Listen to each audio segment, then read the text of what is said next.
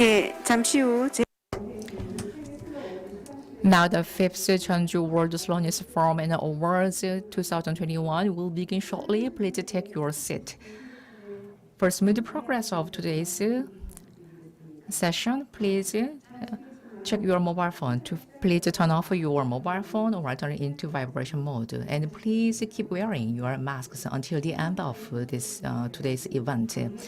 And please cooperate with the sanitation process to prevent infection of COVID-19. Okay, from now on, we will begin the 5th Jeonju Award Slowness Forum and Awards 2021. Hello, everyone. It's glad to see you all in this forum. I'm Chang Yi-jung, Secretary General of Cittaslow Korean Network. It's great to see you all.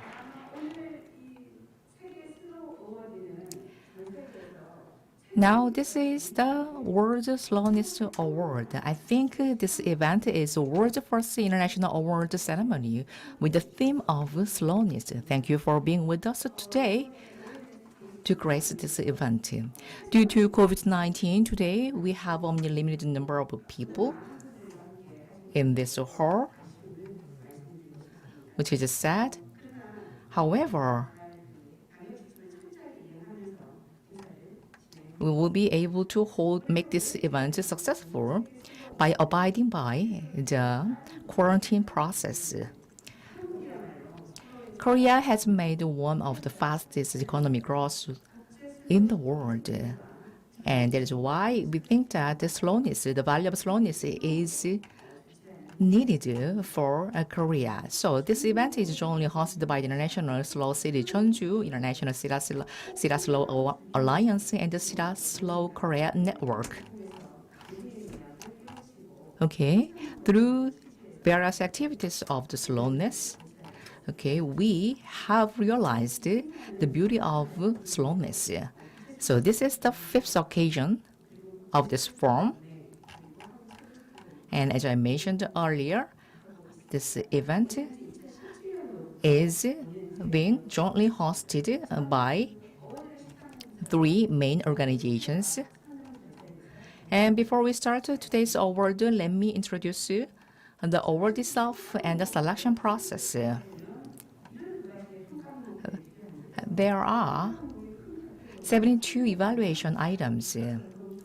Main categories are ecosystem and social and cultural assets and community. These are main philosophies. So,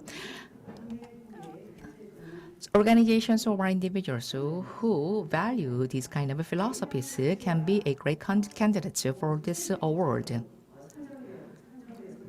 Every year, we select specific themes for this award.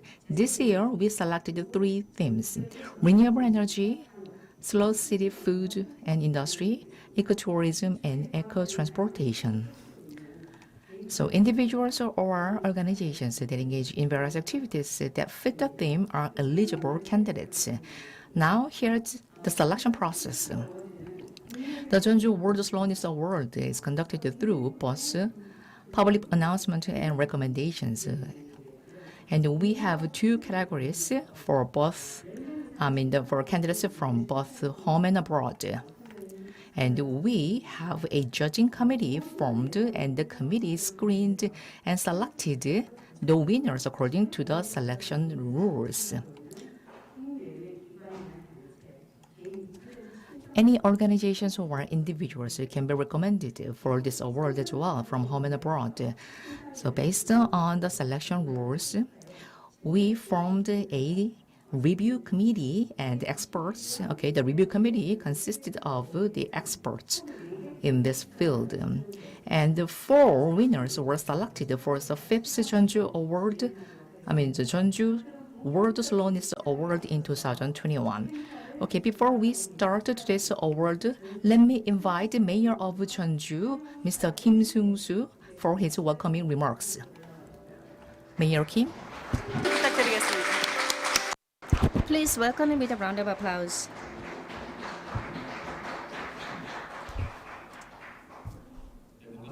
Nice to meet you. It's surely that you are nice to meet all of you, right? So due to COVID-19, we were not able to meet in person, but just recently, we are able to meet in person, face to face. I'm so happy to meet all of you. So with all these people, we are having this Jeonju World Slowness Forum for 5 years. So this morning in Namon City, so Jeonju Library and the children, the city council members visited us to see the library and the children. Also yesterday, the district office, the head of the district office and also staff members in Busan visited us. Also late afternoon yesterday, the Changwon city members also membered. Just before, as Chungbuk, provincial office also visited us to see our library. So soon, the national library, head of the national library office is going to meet us. They want to see our library. Also, they want to see that the Jeonju protected the ecosystem and also environment, also value of the humanity. They wanted to see in person. So also in line with the COVID-19 situation, more and more people are paying attention to the value of Jeonju. So they want to also get along with Jeonju in terms of a sense of solidarity. So the value of the slow city has been firstly planted in Korea. Who is that?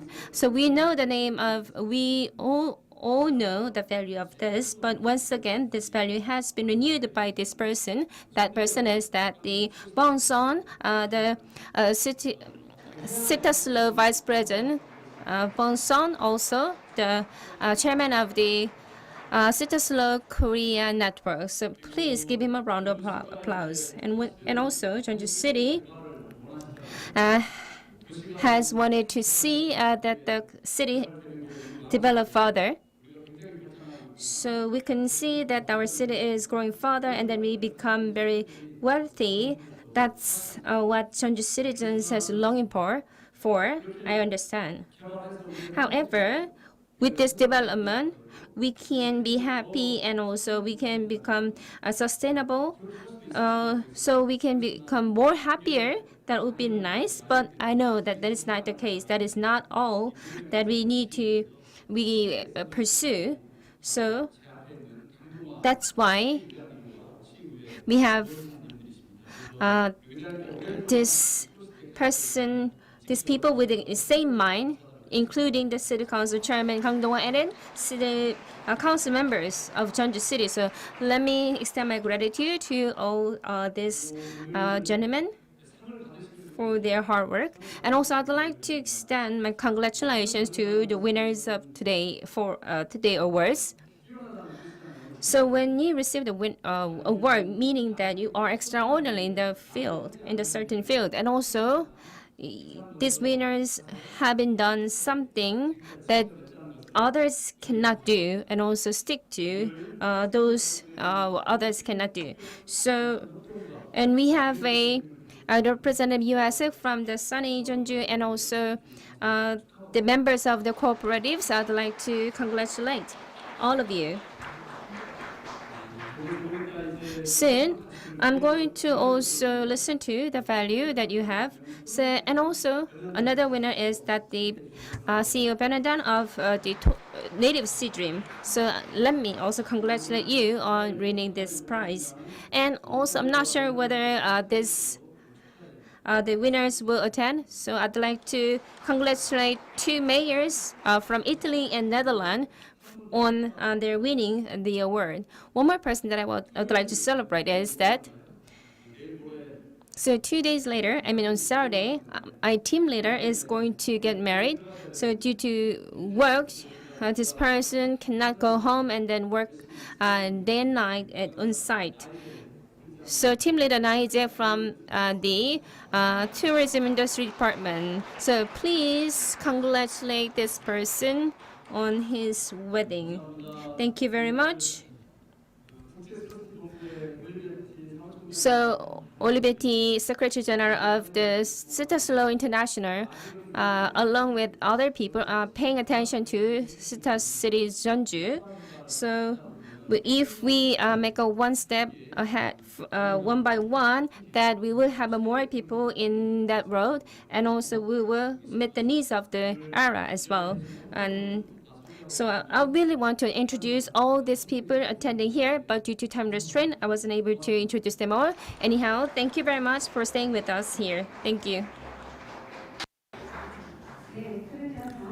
Thank you very much.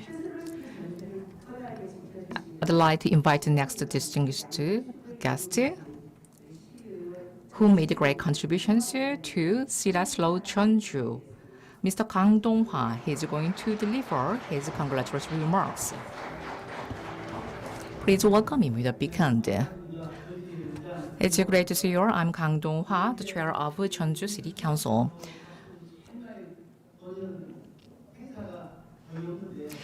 Okay, Mayor Kim Seung-soo, I think he really wanted to listen to some sounds of applause. Thank you very much for gracing this event with your presence. Jeonju is a city that received the world's first urban-type international slow city. Thus, it is meaningful that the 5th Jeonju Award Slowness Award are held in Jeonju. I'd like to extend my special thanks to Professor Bon Son. Thank you very much. And Mayor Kim Seung-soo, thank you very much. And special thanks to Yoo Hae-suk, the head of Suncoup and Pyeongnam. Thank you very much for your efforts. Okay, the modern society has changed quickly, and everyone wanted to make a movement quickly. However, we should move in the right direction, even if it is a little slow. We should be able to move slowly if it is a happy way for life. We are proud that Jeonju is leading the World Slow City campaign based on the power of people, ecology, and culture. Through this Slowness Award and case presentation, I truly hope that we can lay the foundation for further dissemination of the value of slow city across the world. Once again, thank you very much for being with us today, and I wish all the best to all of you. Thank you.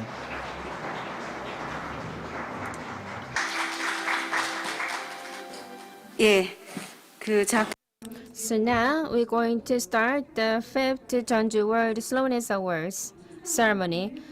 So we are dividing into these awards in the domestic and international categories. The mayor of Jeonju City, Kim Seung-soo, will give the award directly. So let me invite him on the stage. Mayor, please come up to the podium. So we have two teams in Korea. First awardee is that the representative Yoo Ha-suk from Jeonju Suncoup.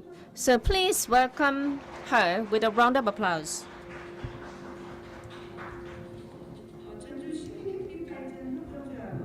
So the Jeonju Suncoup aims to build a citizen-led, citizen-invested solar power plant directly invested by citizens. They share energy conversion profits with the citizens and contribute a portion of the profits to the local community. For members, they are moving towards the energy self-sufficiency of Jeonju by forming and practicing sustainable energy values. So please give a big round of applause to Ha-suk Yoo, the CEO of Jeonju Suncoup. And also, please have a commemorative photo up with the mayor.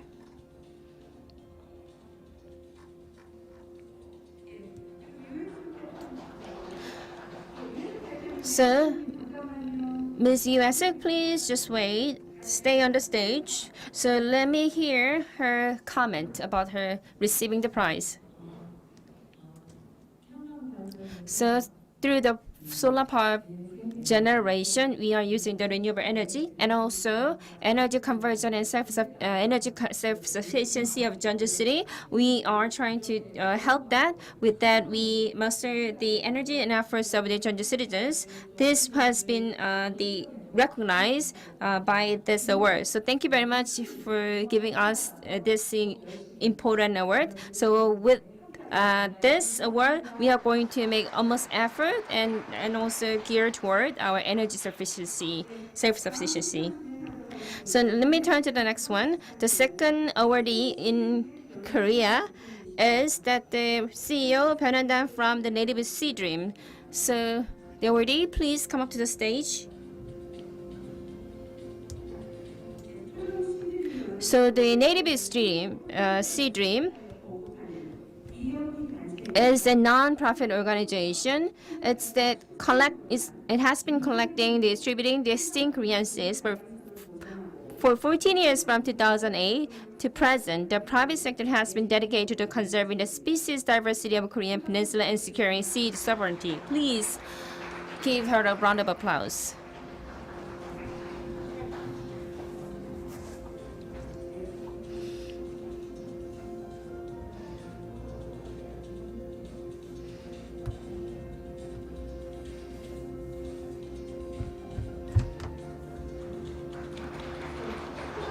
So please share with us your comment.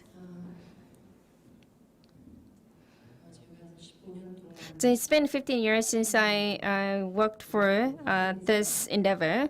And like this, I am on this stage in the name of the International Award. This is the first time that I received this kind of awards on this stage. Thank you very much. So when we do the seed campaign, people just said that, are you doing the independent movement, or so are you doing the democratic movement? But for the past 15 years, 40 city and the counties, we traveled around and then asked the community members to plant and to conserve the seeds and to distribute these native seeds to the people around the country. So this has been done since we put value on the native seeds. Also, there are many people who put the value on these native seeds. With their passion and sacrifice, we are not able to be here. And also, this is the movement of the protecting biodiversity as well. So I believe that Slow City has something in common with us in terms of pursuing certain value.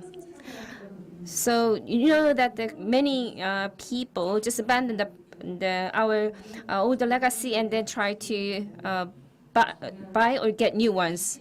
But you know that we have so with the COVID-19, more and more people are now getting back to our legacy and try to keep and conserve what we had in the past. So I think this is very much meaningful because I am my campaign and our campaign has been recognized through these awards in the city that I really like, Jeonju. And so I'd like to share this happiness and also I would like to share this honor with the people who love the native seas across the country. Thank you very much. So Ms. Byeonhan, please stay with us. And also there will be a commemorative photo ops with the awardees. So let me invite the mayor and also the Bong-song from the Cittaslow Korean network. We are going to take a commemorative photo ops together.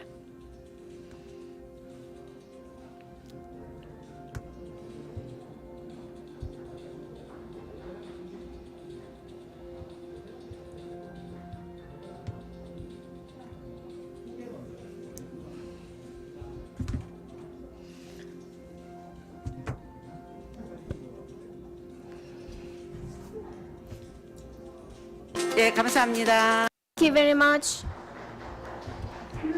So now we are going to give the international awards. So in 2017, 18, and 19, the international awardees. So mayors around the world visited us for this ceremony. However, this year, due to COVID-19, we are not able to have them in person, but we can meet them through the video clip. So let me announce who is going to receive these awards. So Borukaru Odoren of the Netherlands Slow City. So Mayor Jan Santon is going to give us a comment later.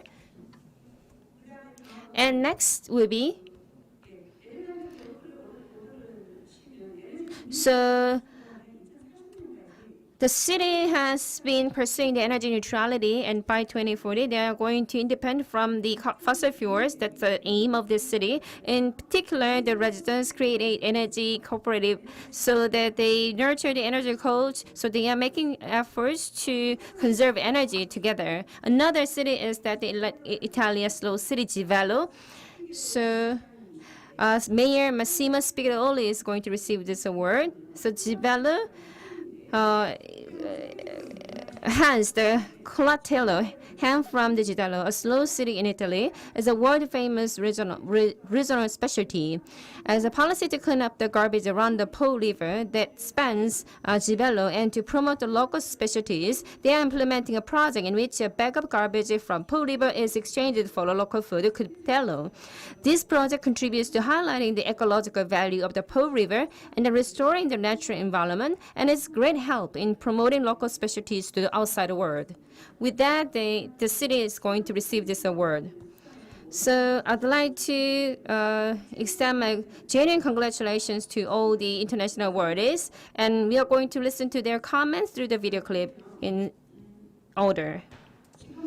So why these awardees receive this award, we are going to listen to their best practices.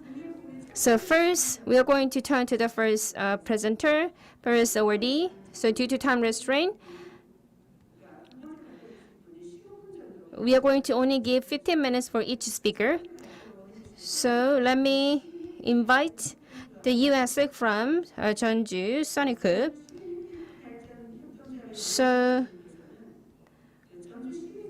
the representative is going to talk about the renewable energy production in the Jeonju city with the Jeonju citizens. Please give us a lecture. 네.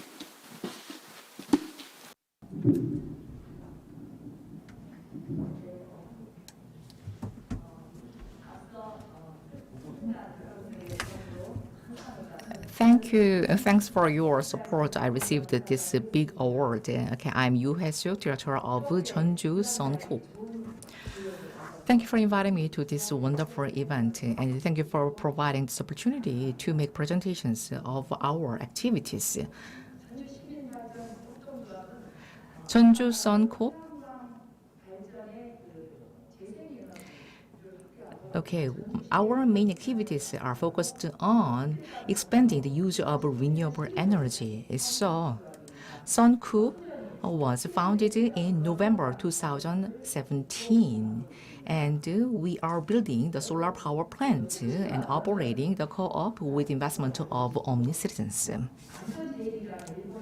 I'm sure that you have heard of the Fukushima nuclear accident. It was a shocking event in Japan.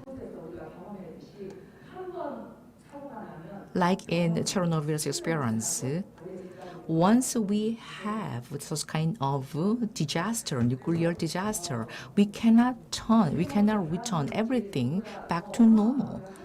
It takes quite a long time. We have used dangerous energy that emit a large amount of carbon into the air. Then how we can generate clean energy for our next generation? We should not transfer the danger of nuclear power plant, nuclear energy to our next generations. So many countries in Europe, they have already initiated this kind of effort, the effort to use more renewable energy. So Jeonju citizens, they decided to be involved in these activities because they believed that they can do something. I think we have been very passive consumer. If we have some electrical outlets, we can use the electrical energy anytime, anywhere, almost for free, right? Electricity, the energy has been always with us. However, electricity itself is a dangerous energy, which means that we should be more active in researching how we can generate safer energy. How we can generate electrical energy in a more safer manner. In the past, we just thought that this kind of job can be done by a huge organization like a government or a large-scale company or a public organization. However, now we know that we consumers can do some job, can play a role in this regard. So we initiated this campaign. So back in 2015 and 2016, we began to think of possible ways to be involved in this kind of effort. Jeonju City at that time, thanks to Jeonju City, Jeonju City provided many kind of support for us, which was quite helpful. At the time, all the citizens of Jeonju City were able to participate in our campaign. If you look at the plan for the local energy made in 2016,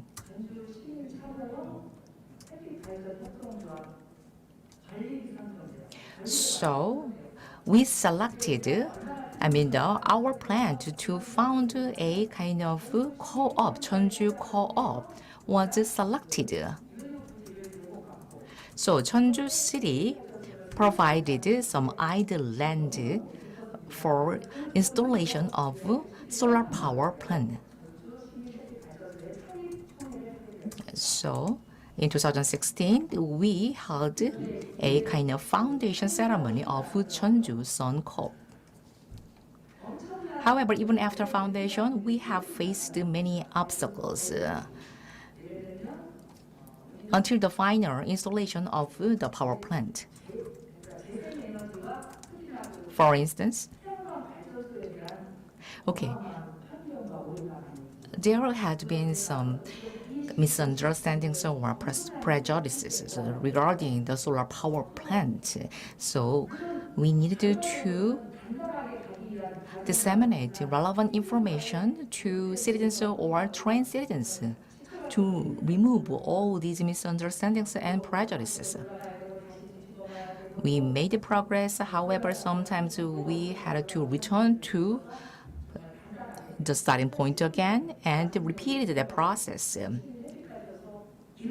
And at last, in January 2019, we succeeded in installing the first sun power plant, the solar power plant.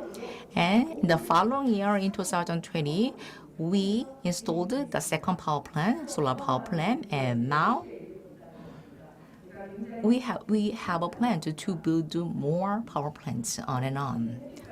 This is wonderful, right?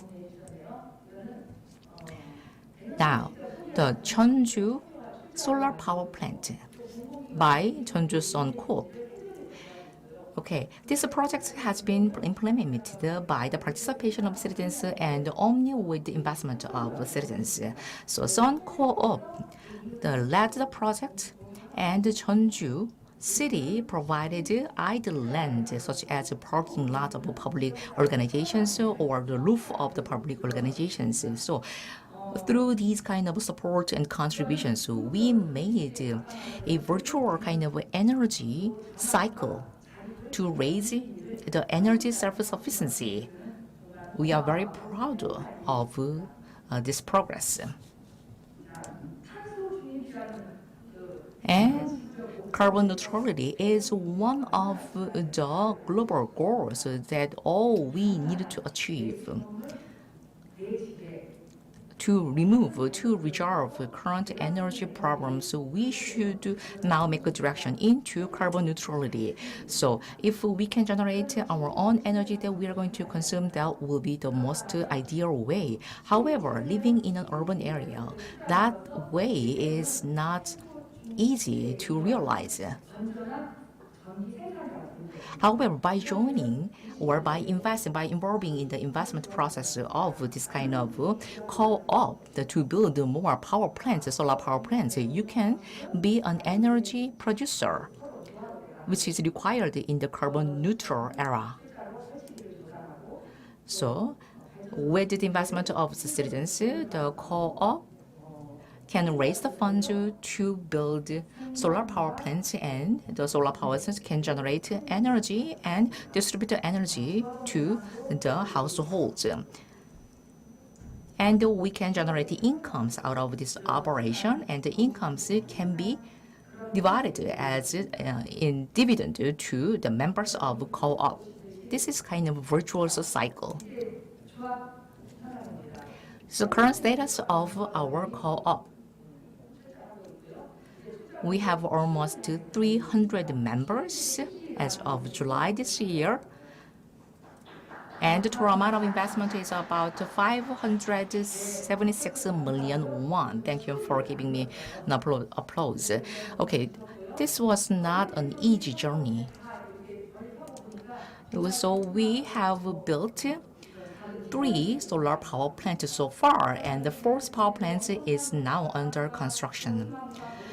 All of this progress was possible thanks to the hard work and effort by all the members of co-op. I'm very delighted and proud to say this wonderful cases to you. The older citizens of Jeonju, they provided full support and provided some solutions when we faced some difficulties or obstacles. That is why now we can enjoy this time all together with the citizens. And I'd like to extend my special thanks to Jeonju for providing full administrative support. Okay, this is the first solar power plant. This solar power plant is installed in the Hyoja Reservoir located in the Hyojadong, Jeonju. Okay, we cannot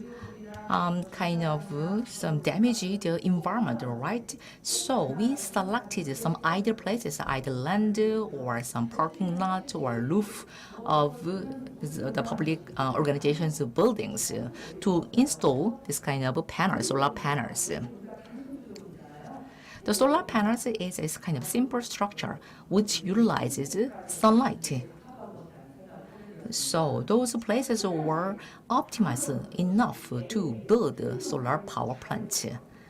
So every day, actually, we get the energy out of this power plant.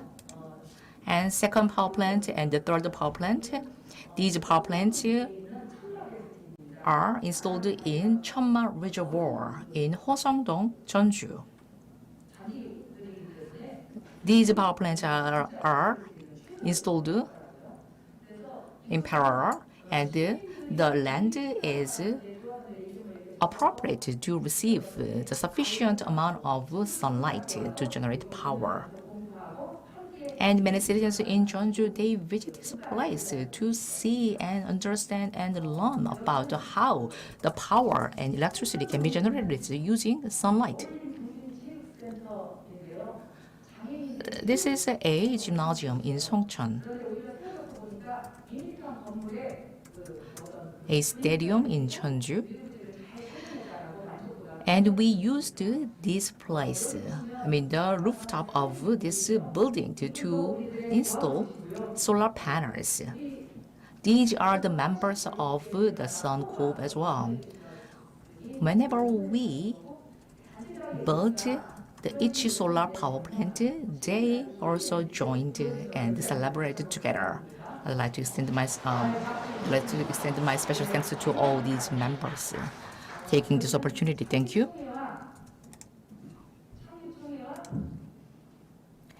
And these are the pictures of the Foundation General Assembly and the General Assembly of the members. Because we are co-op, regardless of the amount of investment. One vote right can be given to each person. This is a kind of a democratic participation. Operation of such a solar power plant is important. However, what is more important is to train citizens about why these kind of activities are important for their lives. So for new members, we train the new members so that they can learn the actual meaning of this campaign done by the Sun Co-op. The Sun Co-op is not a profit-oriented organization. So we built a cool roof. A cool roof is a simple construction of white heat shielding plate.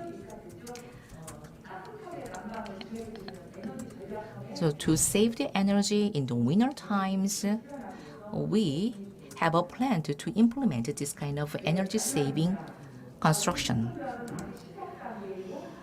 I think that the activities of our Sun Co-op is still in the beginning stage, and we have only 4 power plants.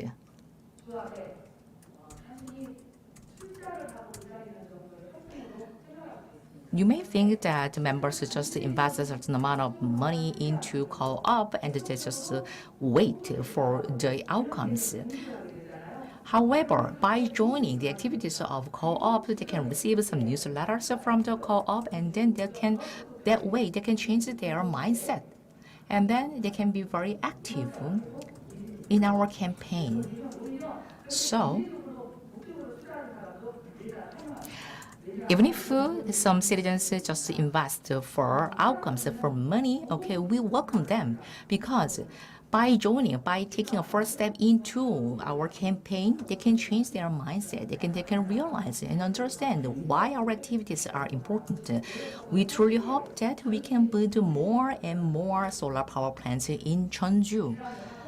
And actually, we signed with some schools to build more power plants in this area.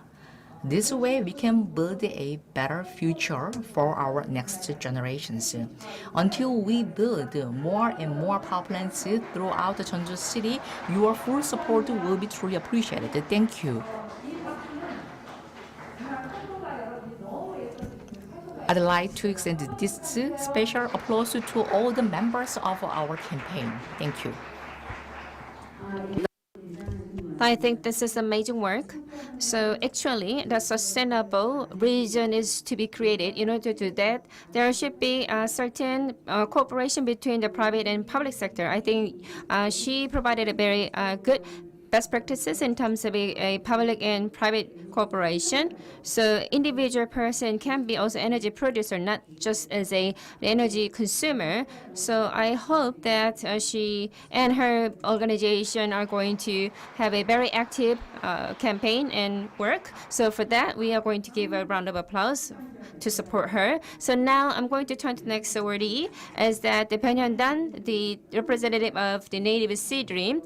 She's going to talk about the native seed to collect, proliferate, and research native seeds of the Korea to preserve diversity in seed species. She's going to have 15 minutes. Please welcome her with a round of applause.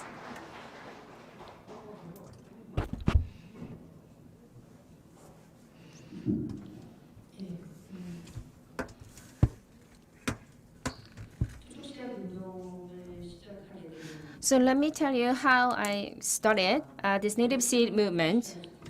So everybody understand that native seed is very important. However, the seeds that you are eating are coming from only the domestic, only by 30 to 40%, and 70-80% are coming from the lifeless seeds. You know what about this? And so whenever you eat these seeds, you are also paying the money.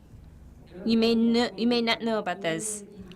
So after today or this occasion, you are eating, all these foods are coming from the seed. But this seeds is kind of a legacy and history of somebody's prophets. And also, one individual and one collective organization is receiving these profits. In 1972, Kissinger mentioned this. In order to conquer the food, you need to conquer the seas. And we had talked about this for a long time, since a long time ago. So you need to cut the seas, even though you are in a desperate hunger. So not just as a seed for food, the seed is the beginning and end of the universe from my perspective. So everything that materializes are coming from the seed. So even now, it is from seed. So in the process of this, diversity disappears, and also the most important sustainability is also extinct. I mean the seeds. So the seed that you are eating is not the seed that we had in the past. Those seeds already disappear and extinct. And the seeds that you are eating have been decorated with the colors and the shape. All the seeds are pursued with a volume. The flavor and taste disappear about the seeds because people live in a very difficult time after the Japanese colonization and so Korean War. In this process, people were very hungry. So 80s, 90s, and our grandparents, and they see that this era is very wealthy. But as you know, this wealthy era is approaching the end. So if that is the case, so you know that you also see accident scandal and also semiconductor scandals. So in the future, many scandals are coming related to the food because this happened. Why? Because we are living in a world as a fragmented food and fragmented life without thinking about the sustainability. They want to stick to their own current life and they want to live well only for now. So they just pursue the extreme and the wealth. They just abandon the past legacy, things that we preserved in the past. All the life is starting from the seed. So the reason why I started the seed campaign is this. So I planted the corn first, and where these corns are coming, this corn was coming from the seed that I received from the government, public sector. And after that, you plant these corns and then you get the seeds from that and then plant it again. But turns out the harvest was very bad. So why is that? Due to the climate change. Yes, I thought that due to climate change, the harvest was bad. So in that year, the pink corn seeds were distributed. It is called the F1 seed. So if you plant this, you're not going to have a very good shape of corns. That's the F1 seed. So the seeds that you are purchasing from the seed company is the same thing. They are poor because you need to buy the seeds from them because you need to provide certain profits to those companies. It's very simple. And we even know that the native seed is important, but 60 to 70% of the food of the seeds are coming from abroad. So the pumpkin, sweet potatoes that you are eating, you like, are all coming from the overseas. So everything that you have in the country showed why this happened because of the harvest volume. Everybody just focus on the volume. They want to eat much, but now it's changed. We turn to the quality-oriented food. So most of people, including me, are now facing the food crisis. Food crisis upon us. You don't know about this if you are living in the city. So under the circumstances, we created this movement. So those who have a same mindset, get together, have a meeting for the first time in that year. So 500,000 people gathered around the country at that time. So our native seedroom is the only one organization to select and collect the proliferate and search the native seeds. Only one organization in the country. So we are living in the seeds 24/7 because you are the seed and I am the seed as well. So we collected the native seeds for the first time, and From 2008 to present, we have been collecting the native seeds. So we are going to visit Suncheon tomorrow to collect the native seeds, and then we're going to move to the Pyeongtaek. So after one place we cover, that we will finish the Gyeonggi-do province and Jeollabuk-do province. We finish it, and also Suncheon is on the way, and Muju has been done for this year. But there are many places that we were not able to cover. So Jeollanam-do province, 1,200 provinces were covered, but now we are covering many communities more and more. And so through this accumulated experiences, we are able to find the place where we can find the new native seeds.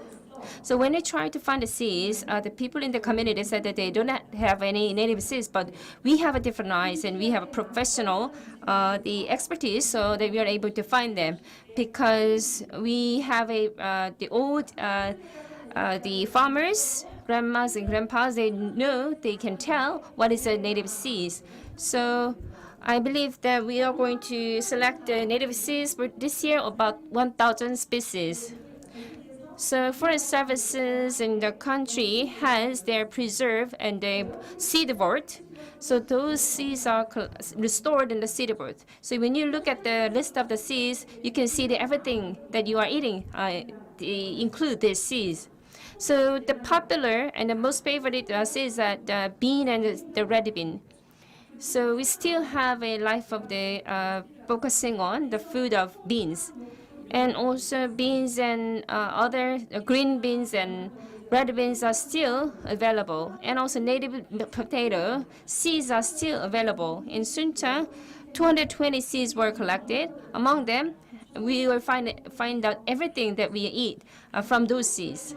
So still, those old ladies in that city, they kept those seeds because they said that the taste of the seeds are better than any other food. So we are making a research of that more than 300 species of seed. So if we eat this kind of native seeds, you will realize that the taste is way better.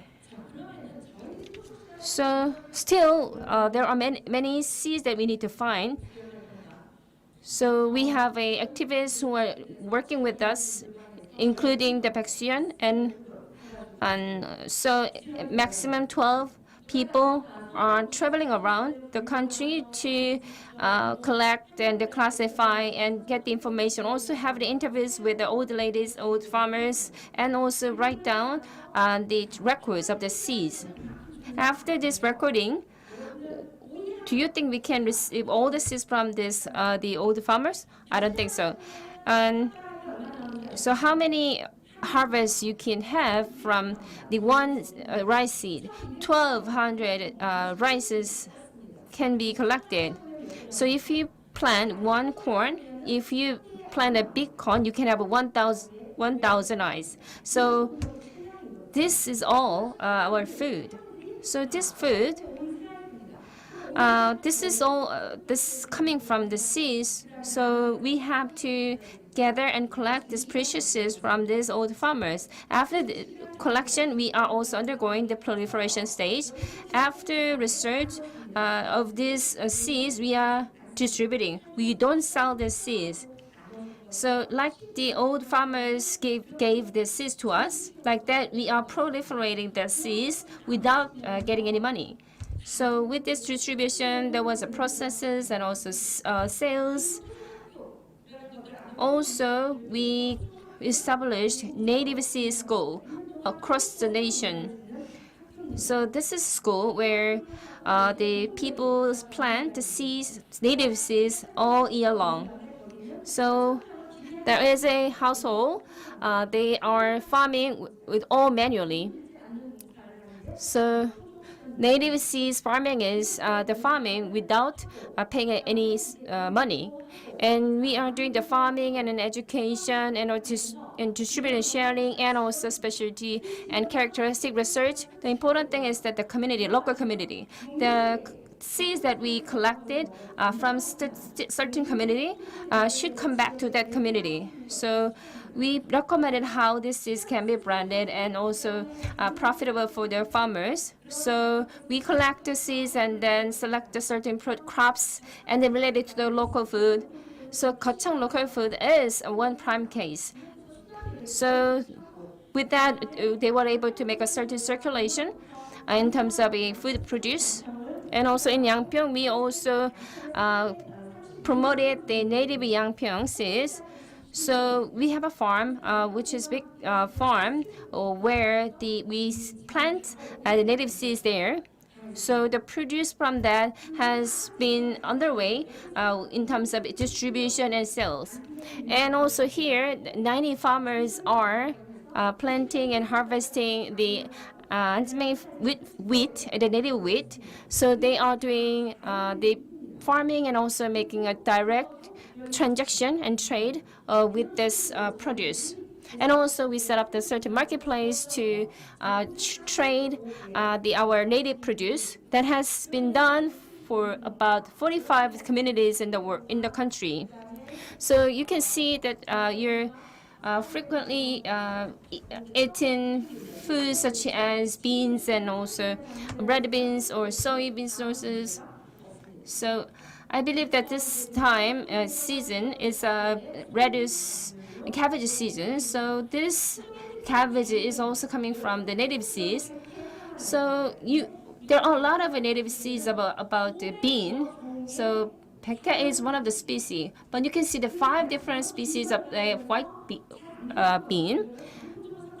So if the certain native species were not able to grow further, maybe we can select different ones.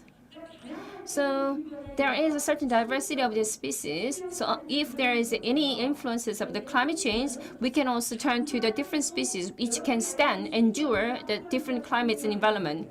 So for example, potatoes, we have more than 30 types of native potatoes.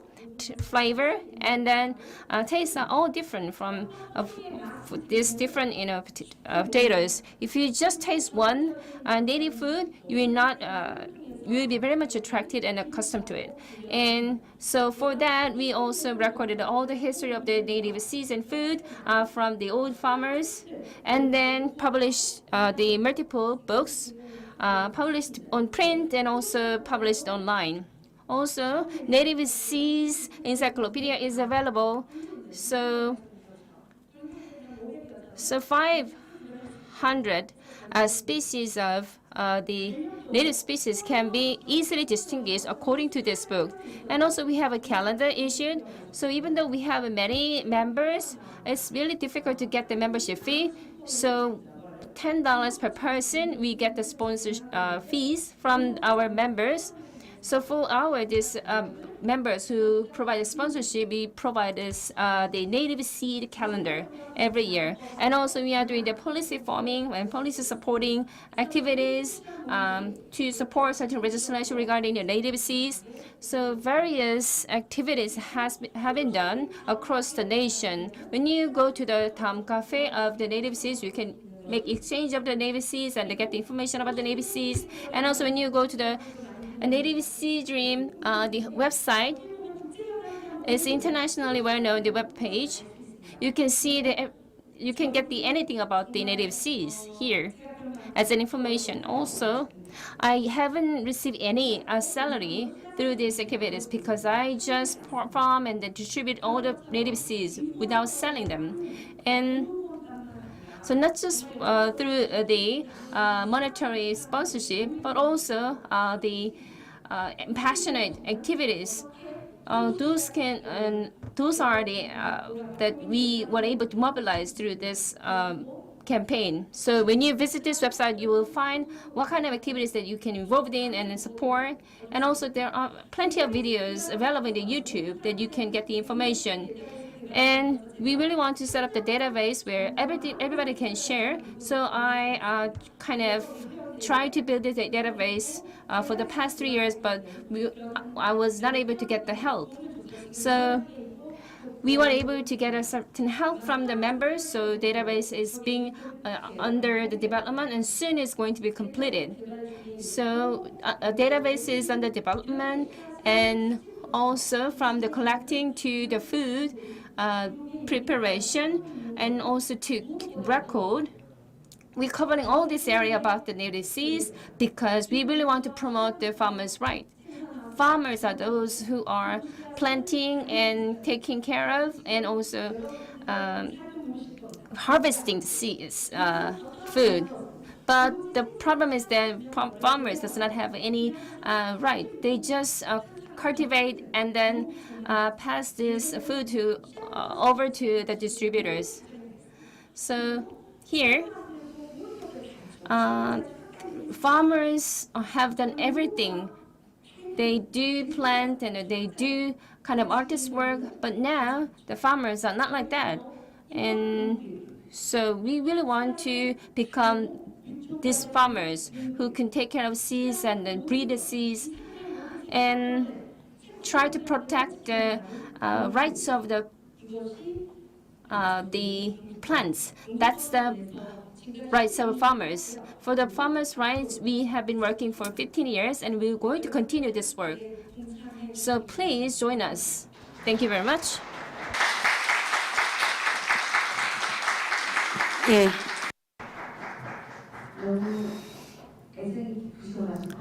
Thank you for your wonderful message. I think you have a lot to tell us. However, because of limited time, we only provide 15 minutes.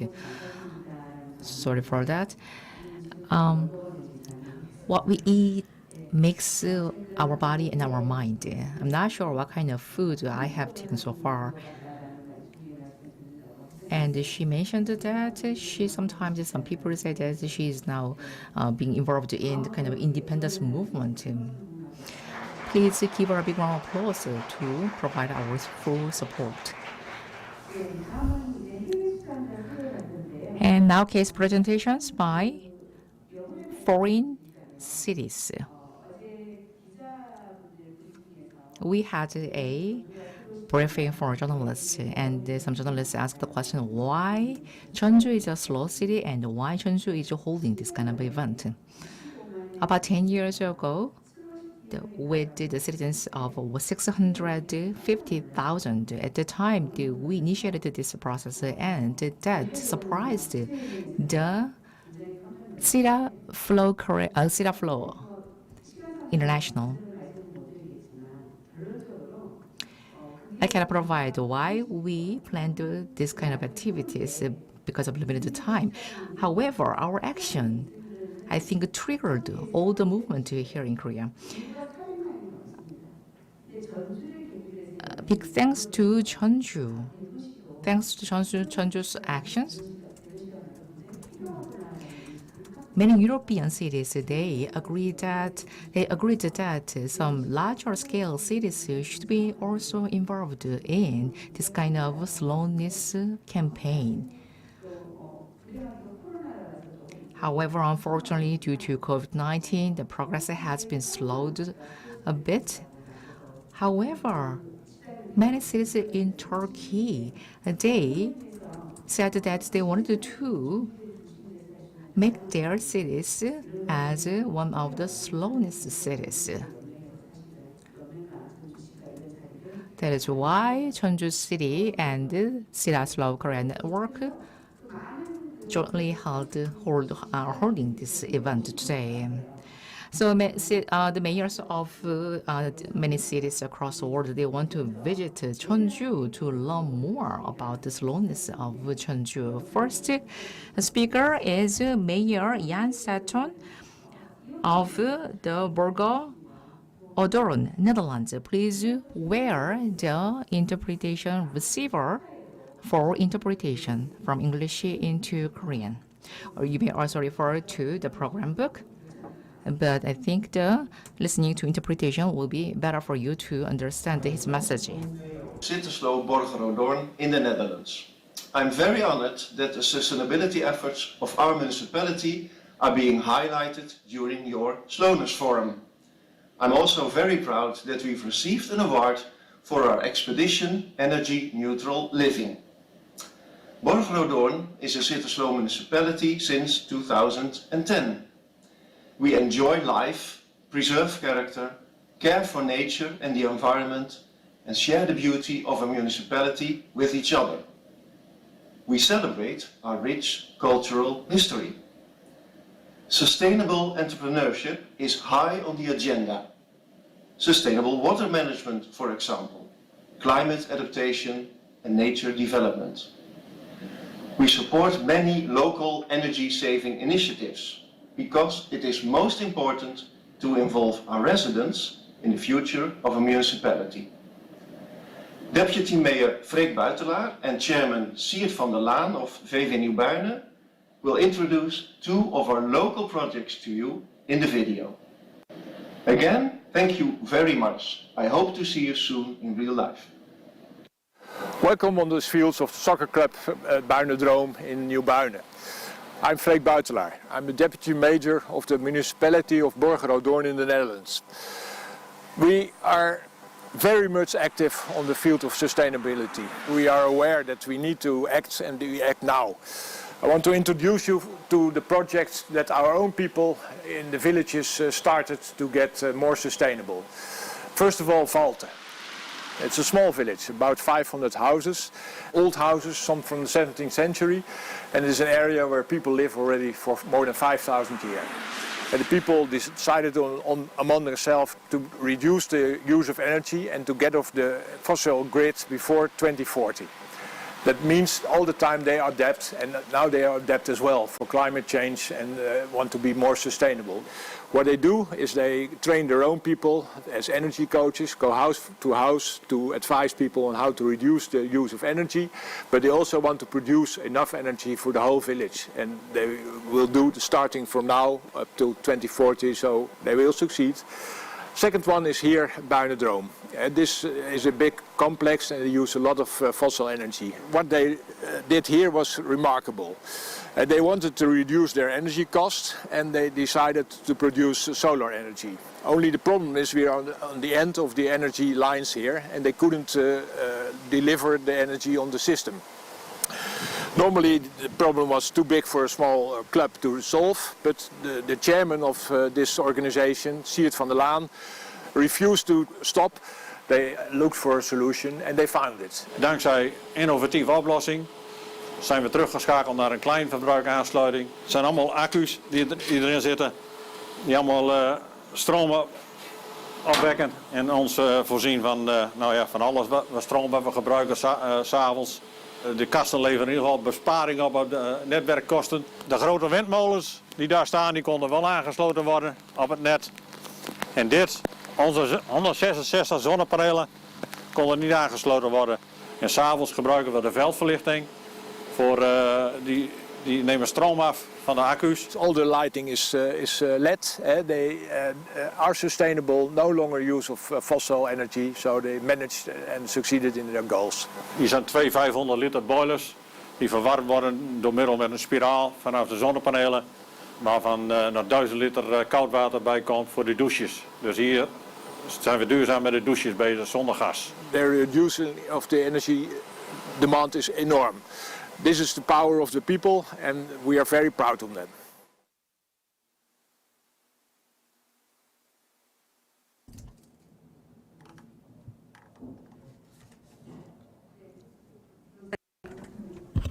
So the video clip just stopped from Netherlands.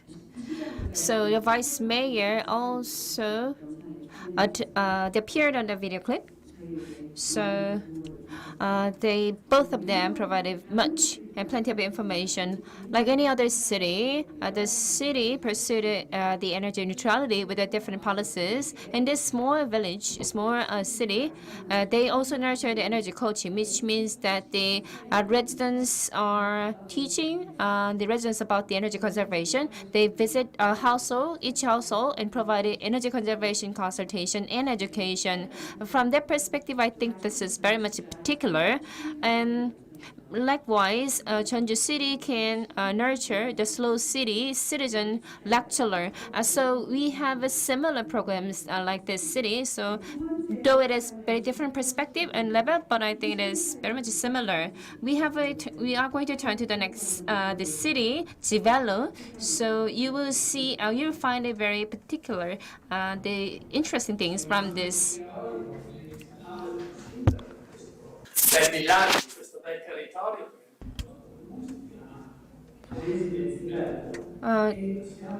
Un piccolo villaggio sul fiume, un territorio quasi nascosto, che è dentro a una bella regione, l'Emilia Romagna. In 2019, I have in my ear the city of Polesine Zivelo. The name of my city is Polesine Zivelo, a small town almost hidden in the banks of the Po River, located in the beautiful Emilia-Romagna state. A region famous for its nature and delicious food culture. Above all, we have a strong sense of pride for our region. So let me give you a brief explanation of our city. First of all, I have to tell you about myself. I've earned a reputation as a chef so far. I'm still running a restaurant with a star. So I always had an idea of food culture in my head, and I'm always thinking about the system of our city. Food culture is very important to our city, and besides that, it has various and good characteristics. It is our honest desire to make known the beautiful nature and characteristic of our region to many people. Our area is still alive with nature, especially facing the Po River. Many people come to our city through the Po River, and we have communicated with the world through the Po River. The Po River is always a large canal with ships sailing back and forth. And we could say that our city is located on an old highway that has always been important since the time of Roman Empire. With nearly 400 hectares of unpolluted nature, we have been living in this natural beauty from generation to generation over the centuries. An animal that helped our city in many ways is a pig. In addition, several kilometers of riverbanks have been carefully protected and managed in the case of flooding, and these efforts have been established as a system to protect natural biodiversity. Imagine an open grassland that stretches for several kilometers where people can stay. There is a wonderful specialty called Cittaslow Jeonju, named after our city. We obtained this designation in 1996, and being able to use a local name on a product represents the highest recognition, and we are very pleased with that. Wouldn't it be great to be proud that the King of Salumi uses the name of the region I live in? Also, we have the King of Cheese, Parmigiano Reggiano. It's a specialty product from the best production environment together with the Cittaslow Jeonju. By observing strict regulation that do not compromise or give in to important regulations, you will be amazed by the wonderfully fermenting fungal flowers. In short, the natural environment that maintains the quality of these specialties is really important. You can meet the King of Cheese, the King of Salumi here. It is a result of efforts about local environment protection, microclimate, and the people. So it is interesting to note that the fog is one of the key factors that gave birth to these specialties. No one in the world wants fog, but we wish it a foggy fall in the autumn. The mist that seeps into the pantry creates amazing phenomena in our food, sublimating the Cittaslow in the highest quality. In fact, it can be said that Cittaslow Jeonju is what supports our region. The center of these historic old buildings with the Cittaslow is the soul of our region. Think of the specialties that support the region. It is these specialties that support the lives of citizens, sustain a sustainable agriculture and livestock industry, and even from part of historic old buildings. I'm very much proud of this. However, I also saw an untidy environment. Why? It is not the officials and public servants' fault. Unfortunately, like all rivers in the world, our rivers also have become dumping grounds for plastics and all sorts of garbage. People bring garbage and drop it into the river, as if it's okay if they cannot see it, and river sips away the garbage. It was November 24, 2019. I really need to remember this and recall this date, because on this day, we came up with something very important. It's often said that you need to clean up your house before you put new furniture into it. So is our environment. So we decided to create a whole new world by introducing a new product. So I asked Slow Foods, the chairman, Carlo Pettirini, to comment on these ideas. he encouraged me by telling me to go ahead. So it's such a cool idea, he said. But I said it cost a lot of money, but we didn't have anyway. We didn't have any money, but he told me not to worry. So he said there will be a way to focus on this project going well and not spend any money on city's budget. Small towns like ours often rely on the city volunteers because of budget constraints. That doesn't mean you cannot do anything. I mean, so each people must believe in the power of their own region, and we have done so. So we held a public hearing to explain the business we envisioned the world. The governor and the other important figures listened to us. We said we wanted to clean the river, so this important project started. I would like to thank everyone who took part in this project, everyone in the industry, the owners of bakeries and butchers, business people, everyone who supported our business, our project. So these are the people who made this project a success, in which people voluntarily collect plastic waste from pool river and exchange it for the cuatelo. When they go to a related store and they get this the specialty product, the results of this project was astonishing. So not only citizens but also people from other regions who have visited our area from all over the country and from all over the world have joined this project. It has become a business. I mean, the worldwide and the nationwide project, and open to all the people, not limited to our residents. So every year we do this exercise, this practice. In December, February, March, and also winters, even though there is no leaves, we go to the riverside and to collect the garbage and exchange it for the local specialty cuatelo. I hope one day there will come a day and time when there will be no more garbage to collect and we will no longer need to run this project. We hope that this campaign will raise awareness of the ecosystem, and I think it should have broad awareness to the need to clean up the area first in order to enjoy the best lifestyle. We are grateful for the success of our project. I would like to thank the Cittaslow Federation and also Cittaslow City Jeonju for giving us this award by recognizing the value of our project. For me, the fact that you have acknowledged touches my heart deeply. This assures us that we have been doing this work with all our heart, with our strong will, and will continue to do so in the future. The world is changing, world is changing, and our ecosystem is increasingly at risk. I believe that every city should move forward with a determination and trust in their own local products and local system. Like the specialties mentioned above, there are not necessarily only high-quality products. There are bound to be a variety of local products that are not known yet. But as long as these are in our area, you have to have faith that they can be quality products, because our city will do our best to take care to make that happen. And thank you very much. Unfortunately, it is very unfortunate that I cannot go to Jeonju due to the COVID-19 situation, but I hope that one day we can meet face to face and shake hands. So for now, I'll try to reach out to you and then and also shake hands virtually. So I'd like to extend my thanks and also greetings to everyone attending this ceremony. Thank you very much.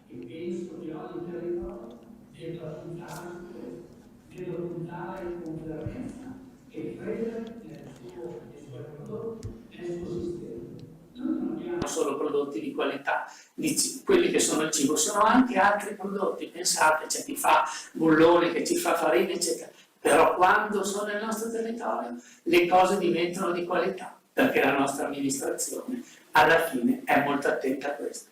Vi ringrazio di cuore, purtroppo non sono potuto arrivare fin lì, ma ci ripromettiamo di rincontrarci e chissà di poter parlare e di un giorno di poterci stringere la mano, ma voglio stringerla virtualmente. Un grande saluto a tutti e grazie.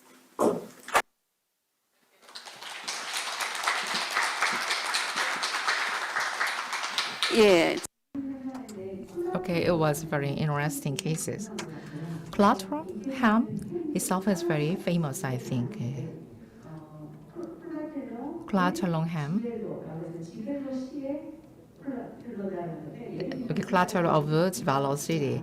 Okay, Jeonju is famous for bibimbap. Okay, even if there are many places selling bibimbap, but Jeonju bibimbap is the most famous in Korea.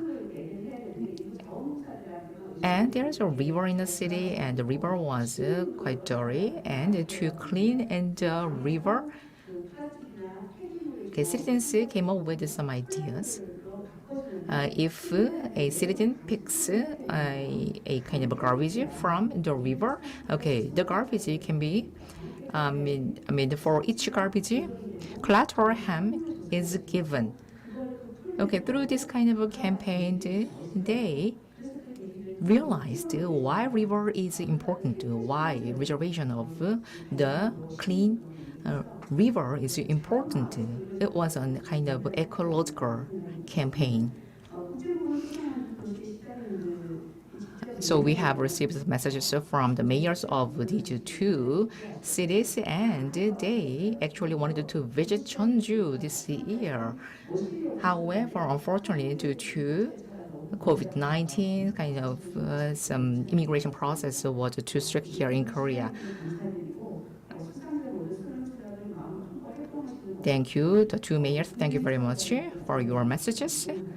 And the messages from the domestic winners were very impressive as well. Please give all these winners a big round of applause once again. Thank you.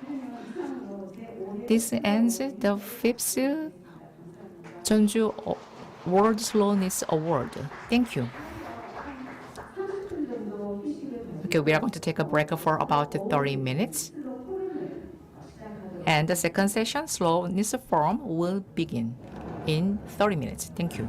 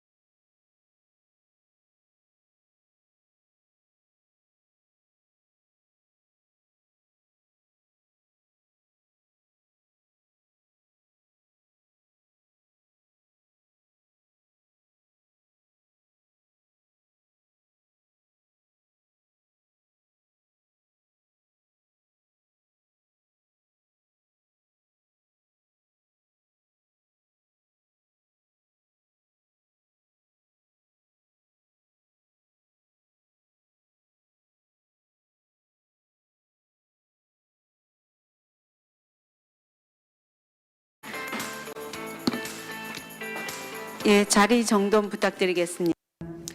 Please return to your seat.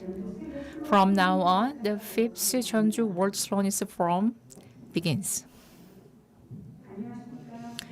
Hello everyone, I'm MC for the 5th Jeonju World Slowness Forum, Jang Hee-jung. I'm the Secretary General of Cittaslow Korea Network. It's great to see you all.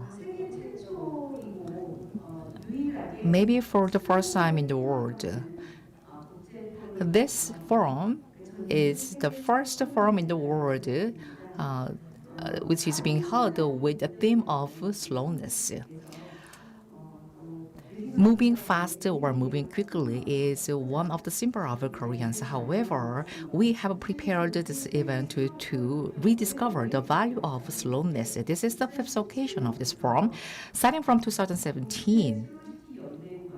Okay, we worked with the Cittaslow International and Jeonju City and Cittaslow Korea Network.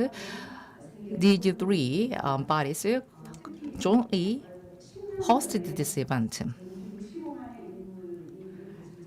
About 10 years ago, at the time, the Jeonju City had a population of 650,000. At the time, it surprised the city, Cittaslow International. However, at the time, we believed that even a big city should try their efforts to abide by the value of slowness. That is why we joined the efforts, and other European cities, they have shown their willingness to join this campaign. I think this is because of the good influence made by Jeonju. I believe that larger sized cities will join this kind of slowness campaign. So, starting from 2017, we have continued this forum annually. However, this year, due to COVID-19, the foreign speakers, they were not able to visit Korea. They are with us through online Zoom.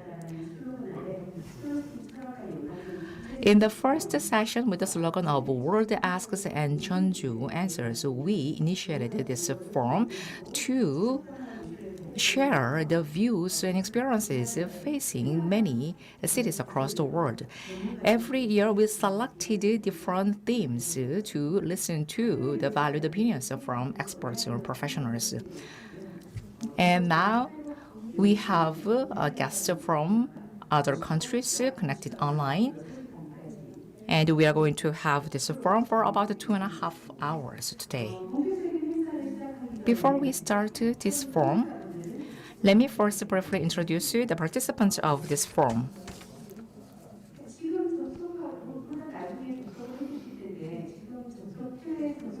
We have a foreign guest connected, Mr. Pier Giorgio Oliveri. He is now with us, I'm going to introduce him later on. And here, domestic guests, you may turn around and see the camera and to say hello when I introduce you. First, Mayor of Jeonju. Let me first introduce you, the Mayor of Jeonju, Mr. Kim Seung-soo. Mayor of Cittaslow Jeonju.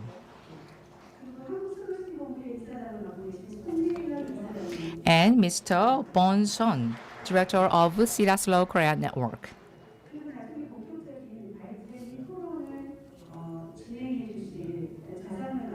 And the moderator for the discussion session, Professor Mo Jong-ryun, professor at Yonsei University.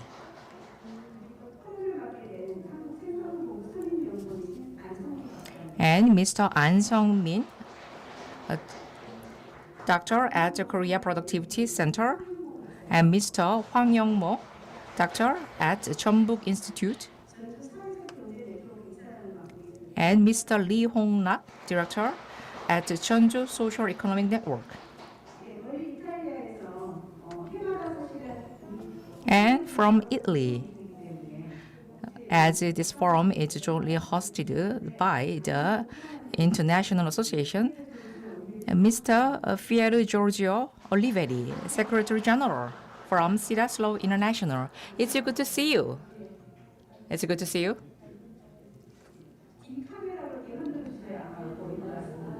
Okay, it's good to see you. Okay. Well, because of COVID-19, we are hosting this event as a hybrid form. Please keep wearing your mask and please abide by the quarantine guidelines. Now, let us start the 5th Jeonju World Slowness Forum in earnest. First, I'd like to invite the Mayor of Jeonju City for his opening remarks. Please welcome him with a big round of applause.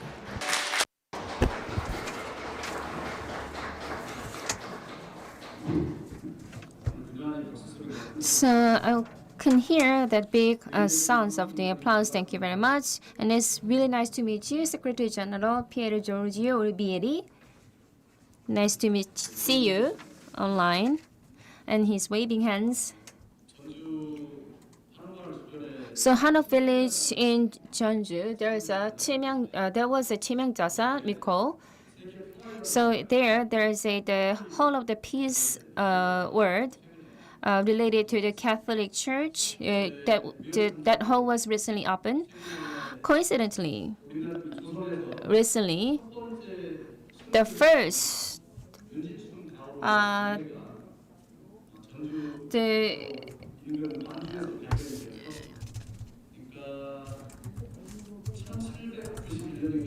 the martyrdom of Korean, first martyrdom of the Catholic. His remains was first discovered here. So the Catholic Church, Roman Catholic Church, also very much surprised, and also those who believed in the Catholic thought that the remains was discovered in Jeonju. So historic event was held in Jeonju, so they really wanted to visit Jeonju. So I visited the Peace Hall opening ceremony. So the priest there said that we have a new missionaries who's going to spread our belief. And now we need to have a new brand of the people. And it's not just we have this person was born out of blue. Rather, we have a new humanity who studied and learned. And so I was pretty much impressed with what he said. And also, what he said was very much inspirational to me. I believe the Cittaslow movement is the key to opening the door of the new world. I mean, it has these essential elements of the opening the new world. In particular, large city like Jeonju, many people are just focusing on the development or growth and on the expansion of the city, but people just complain that why we have to focus on the Cittaslow or slow movement. But you know that the large aircraft carrier can make the change in the direction. With that, I can see that citizens are joining together, joining first. We could say that it's a Cittaslow or other title, but anyhow, Jeonju City itself is going to open the door toward the new world.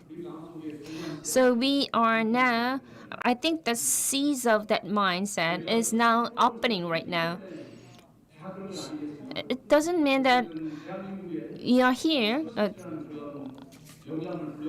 but the slow city and Cittaslow inspiration was infused by the Bong Son, the president of the Cittaslow Korean network, along with the staff members in the network. So with that, I'd like to extend my deepest gratitude to the president and as well as the other staff members in the Cittaslow Korea movement.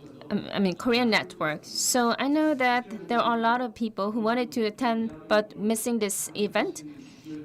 So there are a lot of tensions and also interest toward this Jeonju City and Cittaslow Jeonju forum. Thank you very much for your interest and support.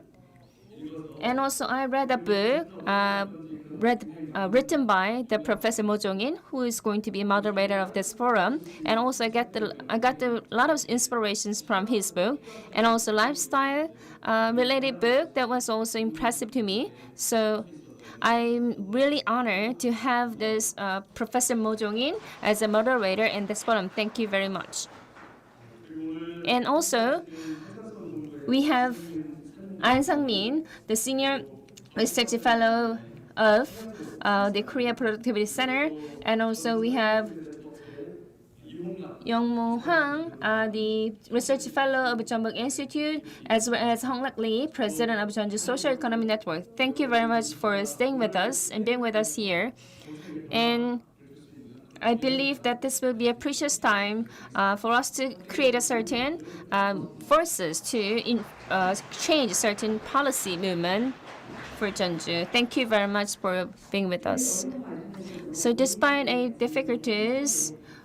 lot of difficulties ahead of us, but despite that, thanks to the support made by the Mayor Sung Soo-kim, we are able to have fifth the Jeonju World Slowness Forum and Awards. We have 16 the slow cities, Cittaslow in Korea, but only Jeonju has held this forum and awards with the fifth occasions. So this Cittaslow International Federation already have a lot of expectation and interest.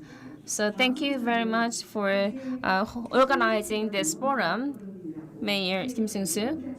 And there is a study association, a committee within the National Assembly. We have the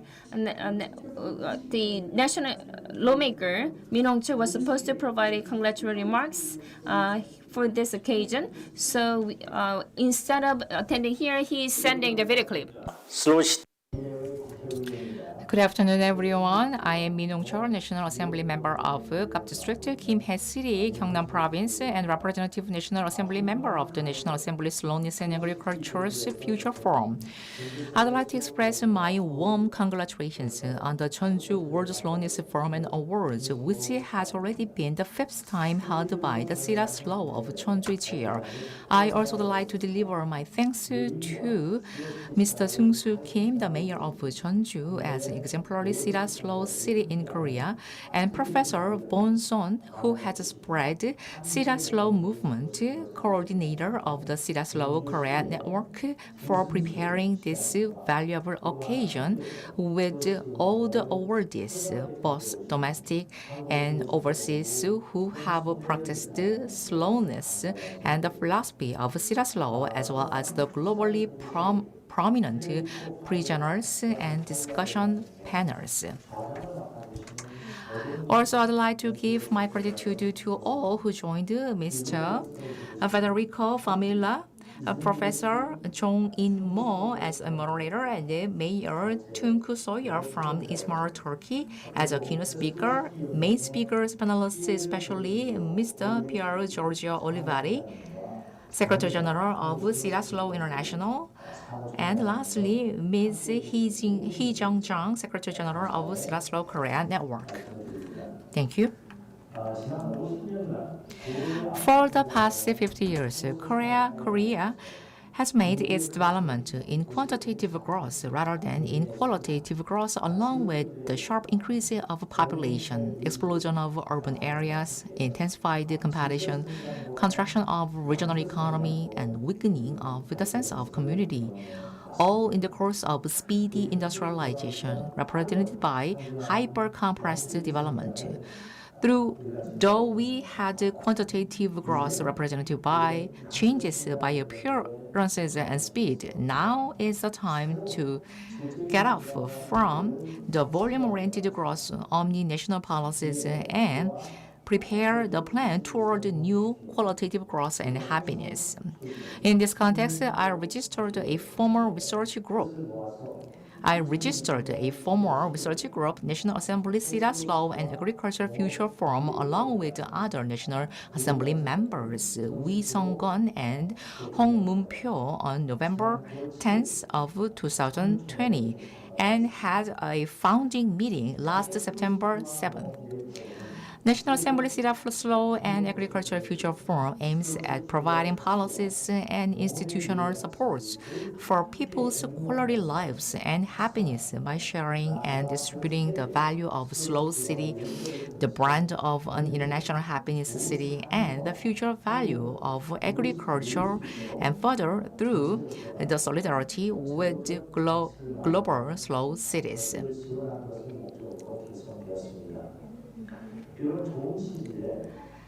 Okay, 22 National Assembly members had joined the movement, as well as 16 Cittaslow local government mayors. So we decided to make continuous researches seeking the future of smart farming and ICT-led farming to conform to the fourth industrial revolution and the post-COVID-19 era, as well as the development of regional urban cities and improvement of quality of life therein. This year's Jeonju World Slowness Forum has the theme of slowness and slow business. I heard that there will be globally prominent presenters of Dr. Lothar Seywert, German expert on the balance between work and slowness, and Madame Rita Ghedini, president of Legacorp, Bologna, Italy, the capital of cooperatives.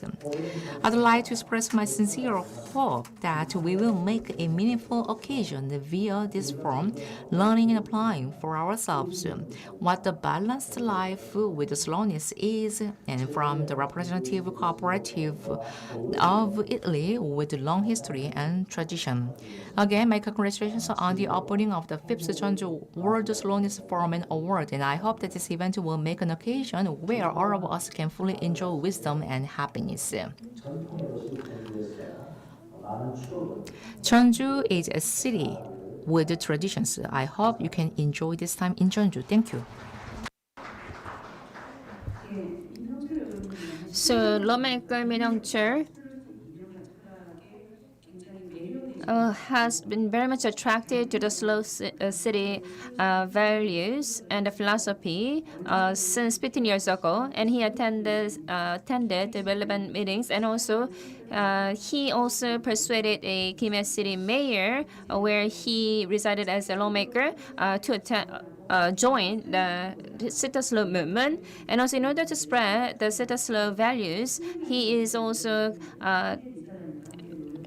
share the certain important values with the lawmakers. So like last year, so National Assembly study group was formed to study the Cittaslow early in the morning with the lawmakers. So I think he has a strong passion toward the Cittaslow values. So even though he's not here right now, please give him a round of applause.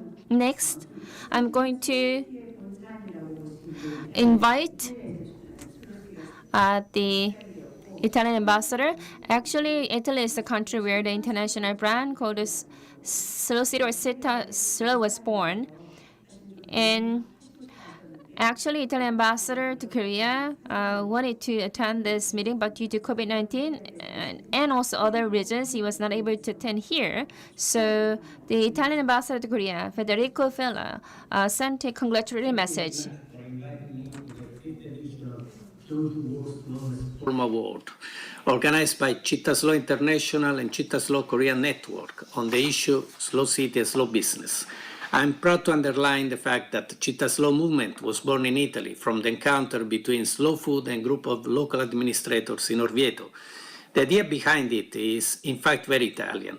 On the one hand, keep enjoying good ingredients and healthy food, while on the other hand, be very much attached to one's land, roots, and traditions. It is a way of thinking and approach to life by which the concept of eco-gastronomy and slow food are to be spread all over the world. The concept is to go back to basic, where man is still the center of the slow and healthy succession of season, respectful of citizens' health, the authenticity of products and good food, rich of fascinating craft traditions and unspoiled landscapes, can enjoy it through the joy of a slow and quiet living. I think the success of Cittaslow lies on the fact that it talks about sustainability, a topic that is now more than ever the center of public attention, even for foreign politics and diplomacy. There are a few very important priorities that Italy is pursuing at the international level, among which sustainability and climate change play a fundamental role. Italy puts a strong emphasis on climate change. This year we had the presidency of COP26. In fact, the pre-COP26 and the Youth for Climate event were successfully held in September in Milan. It brought to an important new deliverable, which is to include youth in the decision-making processes on climate change at the international level. Even the G20 summit, in which also President Moon took part, which was held in Rome at the end of October, put a strong emphasis on sustainability. The G20 Matera Declaration on Food Security, Nutrition and Food Systems shows how talking about great international political issues means talking about the same subjects that are at the heart of the Cittaslow movement. Working towards sustainability, protecting the environment and reducing significantly our ecological footprint means committing ourselves to discover traditional know-how and to make the most of our resources through recycling and reuse. The final objective is lasting development and peace between peoples. This is what the Slow mayors do every day through hundreds of projects throughout the world. In the course of this forum, you have the opportunity to compare the various experiences of Cittaslow International with the Korean reality and to discuss their ideas with your expectations, with the goal of rethinking your priorities and the way you approach life. The Embassy of Italy appreciates the efforts being made by the Korean friends who decided to join and to commit to Cittaslow movement. I would like to wish you fruitful discussions and every success.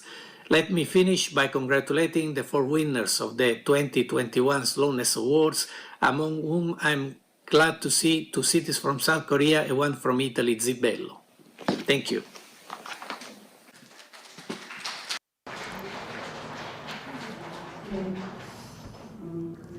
Thank you very much for your message. Now it's a keynote speech time. You may use the interpretation device handed out. The keynote speaker is Mr. Okay, there is a city named Izumaru. The mayor of Izumaru, he is the keynote speaker for today. He has visited Jeonju twice. And in the international sessions, he has already met mayor of Jeonju as well. The Izumaru city has a population of 4 million. And for the city, he also thinks that the value of slowness is needed. So Izmir city has declared that the city is going to be a slow city. And now he has thought over and over again on possible ways for the city to be the city of slowness. So he's going to deliver his message and as a keynote speaker. Please enjoy the video clip. You may use the interpretation device. Thank you. First of all, I would like to thank dear friend Professor Bon Son for his efforts to organize World Slowness Forum and Sang-soo Kim, Mayor of Jeonju, for his hospitality. It can be difficult to maintain your slowness in today's speed and consumption-focused world. It is more difficult to keep the balance in your life and your inner peace in big cities. Living in big cities is much more challenging than living in a Cittaslow, especially if that city is designed to make life faster and consuming easier. Most of the big cities in the world face similar problems: air pollution, traffic, crime, lack of social cohesion, effects of climate crisis, and other man-made or natural disasters. Big cities may be seen as the source of most of our modern problems, but they are also generators of culture, art, innovation, commerce, technology, and cooperation. We need to understand that problems of the big cities affect all of us, all the world. We cannot hide or escape from climate crisis, air pollution, or conflicts in our safe havens. This is the main idea behind Cittaslow Metropolis project. Cittaslow is a very successful model being implemented in 30 countries since 1999. There are 278 members from all around the world. Cittaslow is a solid and unique movement with vast experience. We can and must use this energy, this slow energy, to improve livability of the big cities. I think it is our responsibility to bring Cittaslow philosophy to the people living in the big cities. Our starting point was to research main initiatives and movements in the world working for a better urban life and life in general. We tried to understand other movements, perspectives of good living. We studied 15 perspectives, including green urbanism, gross national happiness, the new urban agenda of Habitat 3, and sustainable development goals. Our second step was organizing local stakeholder meetings in Izmir. Community and city have a connection. They affect each other. The physical changes in the city affect the community, and changes in the community structure change the way we interpret the city and function of the city. If we want to achieve a lasting change, we need to work on both fronts. In order to understand the city, we need to talk with the community to discuss how we can improve their lives. We discussed this with 60 stakeholders in Izmir, including chambers, NGOs, scientists, and experts. We asked them what the problems of the metropolitan cities are and how these can be solved from their point of view. We brought together the data and opinions from these two sources with the philosophy of Cittaslow and defined main working areas of the Cittaslow Metropolis project. These working areas are community empowerment, good governance, mobility, access to good food, urban resilience, and Cittaslow neighborhoods. We started to create requirement sets under these themes, like we have in Cittaslow, but to create a global integrated model that will be applied in different countries is a long-term goal. This goal can be achieved with support and feedback from different metropolises, scientists from various disciplines, civil society, urban experts, and of course, Cittaslow national networks. This is a work in progress, and we are looking forward to work closely with national networks, including Korean network.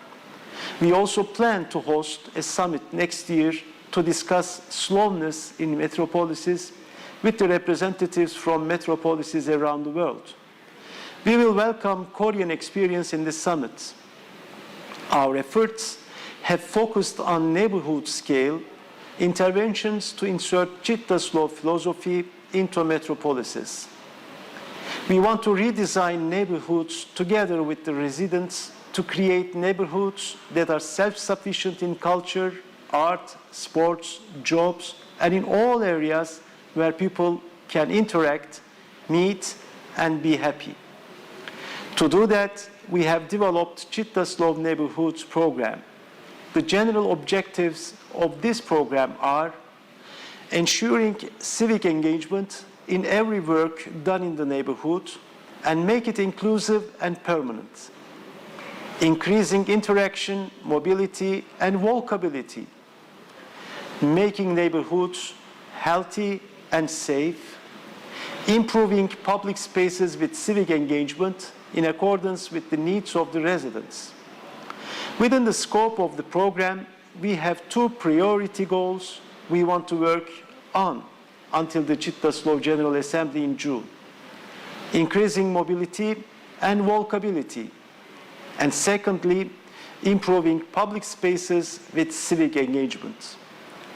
We aim to increase the mobility and walkability in the city by improving infrastructure, but we also need to make sure the neighborhoods have high-quality culture, art and sport opportunities, education and health facilities. In order to decrease the usage of cars, we need to improve general quality and accessibility of the services and goods in the neighborhoods so people can reach them by walking or cycling. Our second priority is to improve public spaces with civic engagement. We will include the needs of the residents and their opinions to the design of the public space. If we are going to build a park there, we need to take the number of children, needs of the elders and handicapped people, the needs of the women, their security perspective, etc., into consideration. We will redesign streets, squares, green areas, and other public spaces together with the residents with scientific approach. We have created a toolbox consisting of municipal interventions to reach these goals. Most of these interventions have been selected from successful projects of the municipality. We have selected 3 pilot neighborhoods and started working on them. General objective, specific objectives, indicators, interventions of the Cittaslow neighborhood program have been developed with a focus on measurability. We have data regarding the current situation, and we will have data after our intervention to see the change occurred in the neighborhoods. As conclusion, we can, and in a way, must help big cities to slow down with the unique and global experience of Cittaslow. We are developing Cittaslow Metropolis project in Izmir with the Cittaslow International to show the world that it can be done. Thank you for your attention. First of all,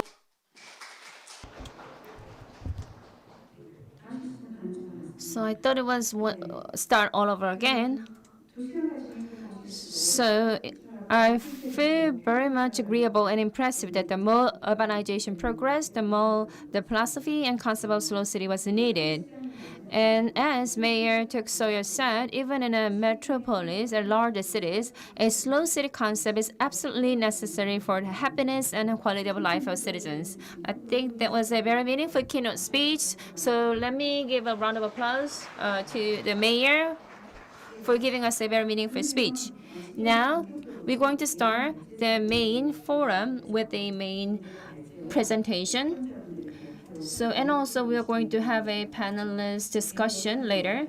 So this is all that I played and a role for this forum. So let me turn to the moderator, Jong-in Mo, Professor of Yonsei University. He's going to run this forum. So let me invite him on the stage. Please welcome him with a round of applause.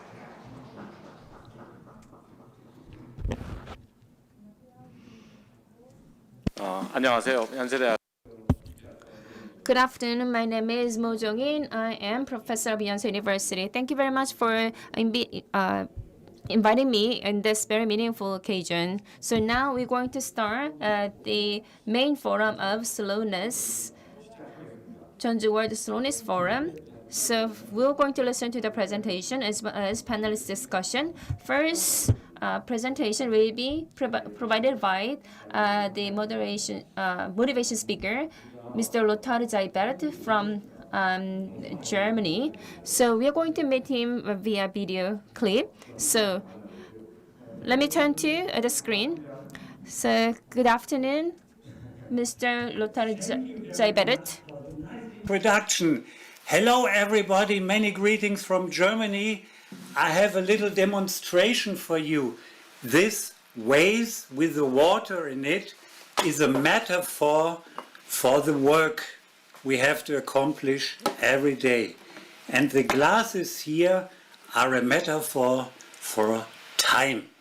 So we plan our work, we work our plan. The first class is the morning, the second class is the afternoon. And when we think we are finished, we still have work which has to be done. A drop-in visitor asks, have you got a minute? And it never works within a minute. So, and what do? If the time capacity is finished, we take a third class. We call it overtime or extra hours. Yeah, for example, a customer calls you, wants to have an offer immediately, so we work on it, and if you send one email out, 10, 20 more come in. And we are not finished. Yeah, I have another glass. This is the private time. Yeah, and we still we have activities. Somebody, for example, has to take the cat to the vet, or your mother-in-law has a birthday, somebody has to buy a present, get flowers, and so on and so on. So there is no magic or no trick about time. We always have more tasks and to do than our time capacity is available. And it's a wrong mindset to think if I speed up to work faster that we gain more time. It never works. So my topic for you is slow down to speed up, how to manage your time and rebalance your life. Here I am. In Germany, in the Middle Ages, we had a funny guy with a funny name, Till Owlglass. Yeah? He made a fool out of other people, and one day he was walking along the road when a coach with horses showed up. The coach driver shouted, "Hey, you there, how far is it to the next city?" Till Eulenspiegel, or Owlglass in English, thought for a while, and then he said, "If you drive slowly, it will take you half an hour, and if you speed up like this, it will take you half a day." "You silly fool," the coach driver shouted and sped off. Sometime later, Till Owlglass saw the coach with a broken wheel, and he laughed, and the coach driver looked at him angrily, and Till Owlglass said, "Sir, as I told you before, if you drive slowly, it will take you only half a day." And doesn't this sound familiar to us? We live in a hectic lifestyle. Everything wants to have everything immediately by yesterday. And I have a new word for you, dynexity. It's an artificial word combination out of complexity and dynamics. And I want to share with you some ideas about efficiency strategy and effectiveness strategy. Peter Drucker gave us a quote. He said, "Efficiency is doing things right. Effectiveness is doing right things." And I brought some money for you, only virtual money. Sorry for that. I have 600 euros, 10 5-euro notes, and a 500 euro note. This is a fake because it's not allowed in Europe anymore. My question is, what did you do all day yesterday? Did you focus on 5-euro tasks, maybe many emails, or did you focus on 5,000 euro tasks, 50,000 euro challenges, maybe a 50,000 or 500,000 euro project? Isn't that more effective? So effectiveness is very simple. it has to do with setting priorities. And this is so simple, which means first things first, focus on the important tasks, not the urgent ones. So, the presentation was quicker than me. Important things are rarely urgent, but urgent things are rarely important. And I think most of you are familiar with the priority matrix or the Eisenhower principle. The white columns show time spending in daily life. So look at the lower right quadrant. Most people spend between 50 and 60% of their time with tasks which are not urgent, which are not important but urgent. Yeah, half of the time, unimportant tasks. But what is the difference? We have highly effective people or award winners who spend 65 to 80% of their time with tasks which are important before they become urgent. And by this they gain a competitive advantage, because when important tasks become urgent, you have a challenge, you have to take immediately action, you have to troubleshoot this situation. And why do many people spend not enough time on important tasks? Because the urgent things drive out the importance. So, how can we be more efficient?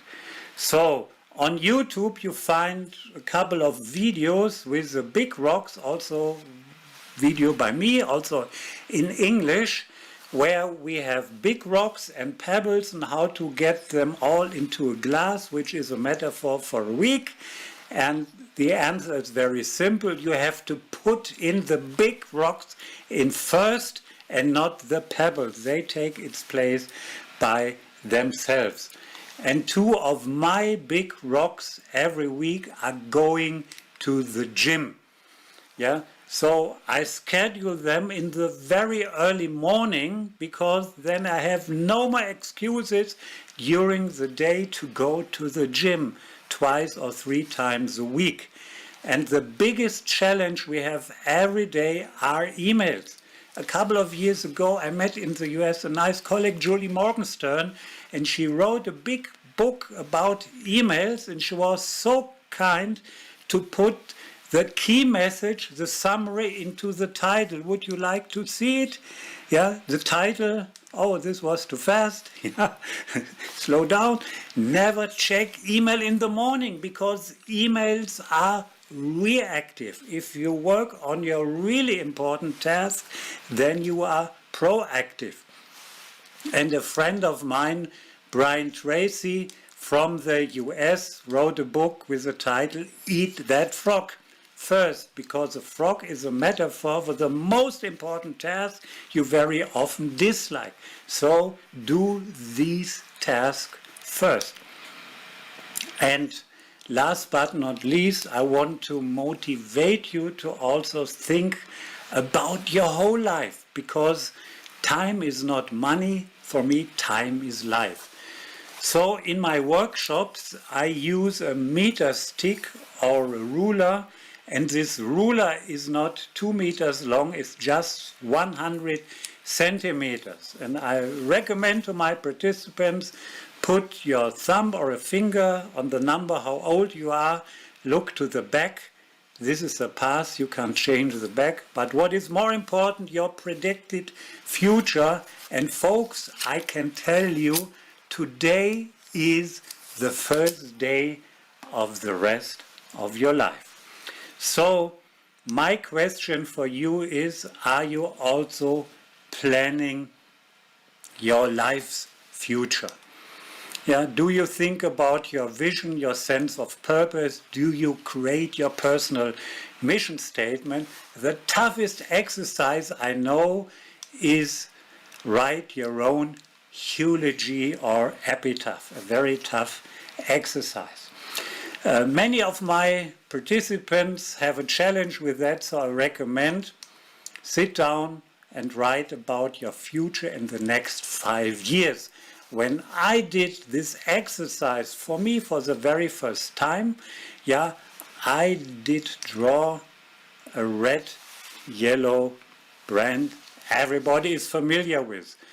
Our subconscious mind likes pictures, visuals. And for my career, my primary goal was to deliver a keynote in the US at McDonald's. I don't know why. For me, the metaphor for the United States. And since then, my subconscious mind had this visual. It did not take me 5 or 4 years. Within 3 years, I accomplished this goal. And another structure I can recommend to you, think about the 4 L's in your life. How do you want to live, to love, your relationship, to learn? Zen master from Japan once gave us the idea, he said, if you have become a master in one discipline, start another discipline as a student, as a learner, because when we learn and learn, we expand our personality and our skills. And the most challenging 4th L is to leave a legacy. What do you want to be remembered for? And where you should focus on is there are things that you can't influence in your life. Doesn't make sense, but there are things you can influence and things that really matter to you, which are important. There you should focus on. And if we speed up, we just increase stress and the burnout syndrome. So once again, go slow to speed up. Stephen Covey gave us the great idea. He asked the question, imagine you are lying on your deathbed. Would you like to have spent more in the office if you could turn back the clock? No, I think nobody would. So think also about your personal work-life or work-love balance. And there are 4 areas of life which are important to all of us. So here we are. This presentation speeded up too fast. So we have our work, our career, we have our health, our body, we have our sense of purpose, and we have our social life. So let's assume your waking hours. Ask yourself, how much time do you spend with your job? How much do you put priorities on your health, for exercising, your fitness, your sense of purpose, maybe reading an inspirational book, and your social lives. Married couples, for example, talk to each other 8 minutes a day as an average. Such a long time, isn't it? And after a couple of years, it decreases to 5 or 6 minutes. So ask yourself the following questions. And I set up very last nice story for you. So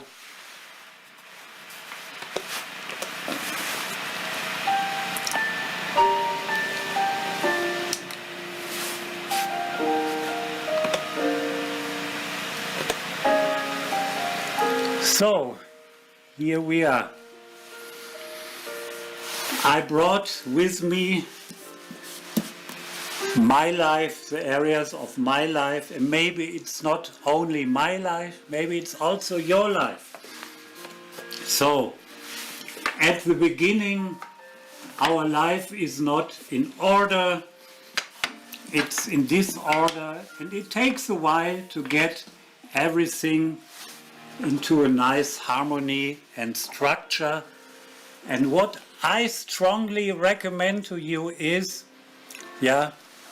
to create your mission statement. It's like a frame which gives you direction for your sense of purpose to live, to love, to learn, to leave a legacy. In my case, it took at the very beginning, 3 decades to get my life into the right order. I started at the university. I was married for the very first time as a student. I got divorced. I had my first job. I quit my job. Had the second wedding. And after around 30 years, everything was in harmony and in order. But there are things in life you can't predict and plan. They show up all of a sudden.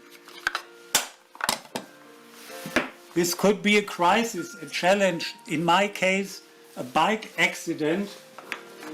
And this brought my whole life into disorder. And I had completely reorganized my life again. I was in the hospital. I could not even lift up a piece of paper. My whole shoulder was damaged. And I had to rearrange everything. I had to hire somebody to drive me to my keynotes and workshops. And then I managed it to get this challenge integrated into my life. But life also has nice surprises for us. In my case, a big challenge, very positive, twice as big as the other challenge, a new wife with a dog. And this was really important for me, but to be very honest, I had no time, no capacity for that because my life was completely full. And then I thought, what can you do? And I started to reorganize my life again, reviewed my priorities, and at the very end, I managed to integrate this into my life again. Our wedding was 5 years ago, and this is the magic about life, that even new challenges came in and found their place. My mission statement, my frame still fit to all the areas of my life. And I'm wishing for you that your life has a lot of positive surprises for you, and you find the time and the place to integrate this into your life.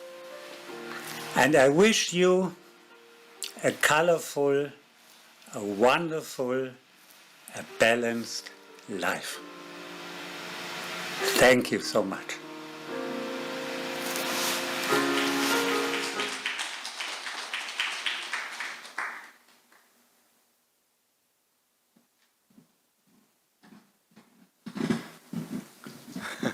어떠셨어요?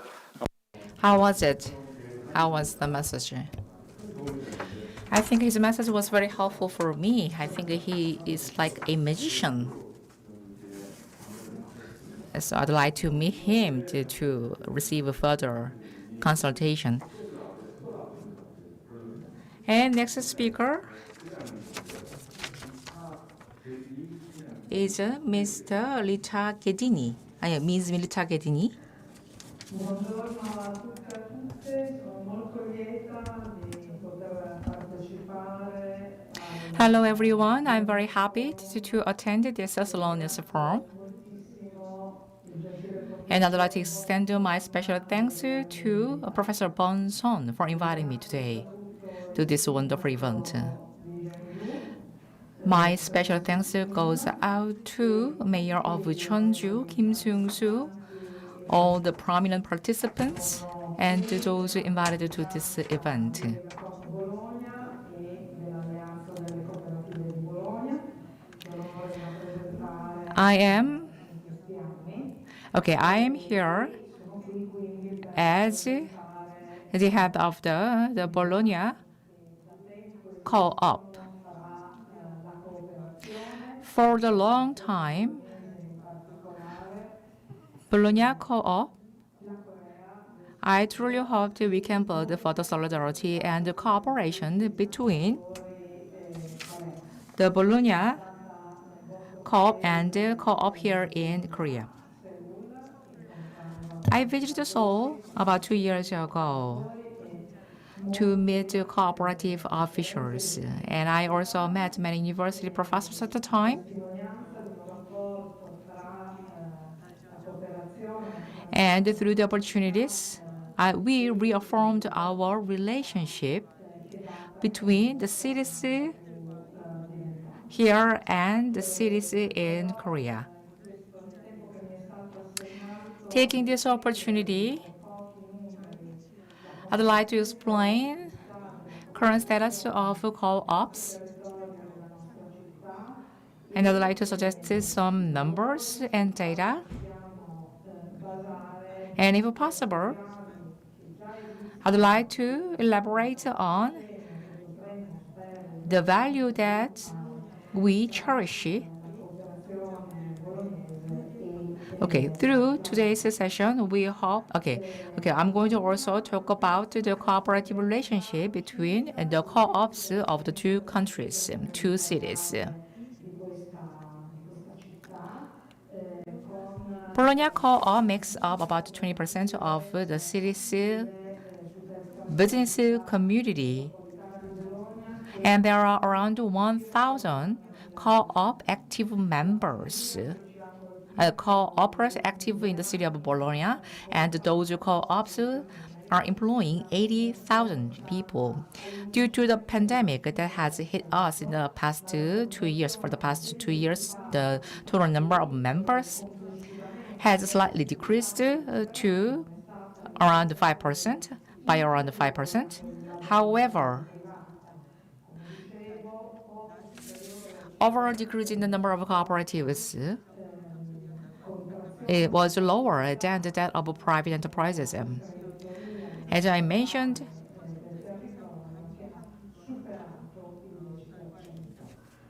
the number of cooperatives in the region has decreased by more than 10%. Bologna is the capital of Emilia-Romagna state, where cooperatives are important. There are about 5,000 cooperatives in the state, and with employee about 250,000 people. This is data before the coronavirus. Of course, the area was affected by the COVID-19. So as of the end of 2020, the number of employees of the Emilia-Romagna cooperative is about 243,000. These co-ops produce about a fifth of our local GDP. They managed to withstand the crises in 2010 and 2015. They were stronger than private companies, and they have witnessed less drop in revenue and in turnout. In some cases, they also saw a significant increase. You may compare the data with that of private companies. By experiencing those two crises, the co-ops proved that they are resilient to any possible crises. They maintained jobs. Of course, their profits has decreased. However, they maintained the revenue and jobs.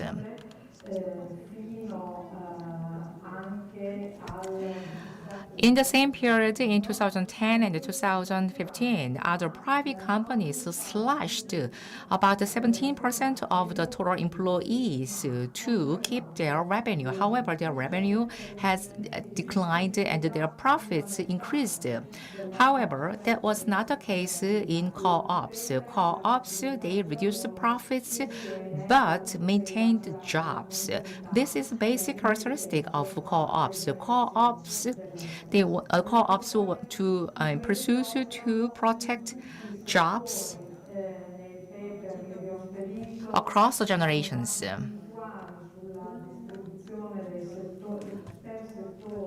Our co-ops operate across all sectors. You may refer to the data that I have sent you before. Okay, the data is quite accurate. One thing I'd like to comment now. Okay, after the full end of the pandemic, we will be able to see and check the influence of the pandemic. If we exclude the influence of a pandemic that hit the service sectors, currently we can see the impact of co-ops across the sectors. In the previous crisis, let's say in 2010 and 2015, co-ops in the construction sector received a big blow, and the total number of co-ops in the construction sector dramatically decreased. Currently, co-ops exist in two forms. One is a co-op between consumers, and the other is a co-op between retailers. For the past 30 years, the number of co-ops in the social health and education has increased significantly, and the number of co-ops involved in the cultural sector, corporate services, urban structures, transport services, waste disposal, delivery of goods has also increased significantly as well. In particular, co-ops in the logistics sector have seen a remarkable increase over the past 30 years.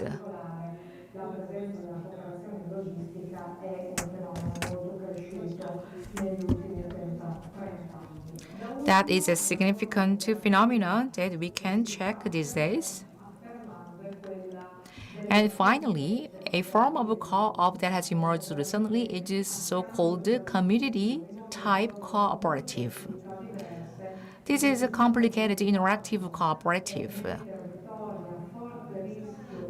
For the areas with high population outflows, or in cities or suburbs that strengthen social ties and need services for citizens, these areas and these cities can carry out a wide variety of activities. And lastly,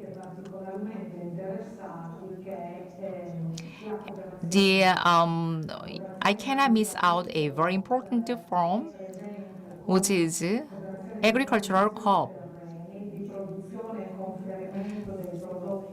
It is a type of co-op that farms land and supplies agricultural products to food companies. Among these co-ops, there are very large butter cheese manufacturers and processors and vegetable providers. They work with a co-op in the large-scale distribution sector to form a complete supply chain.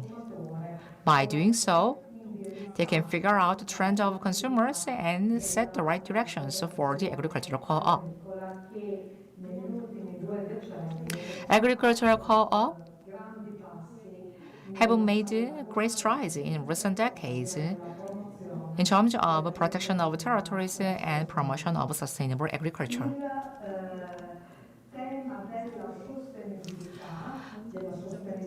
In terms of environment, society, and economy, the theme of sustainability has recently been markedly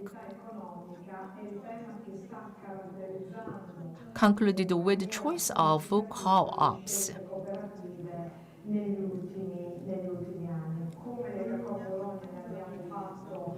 For Lega Co Bologna,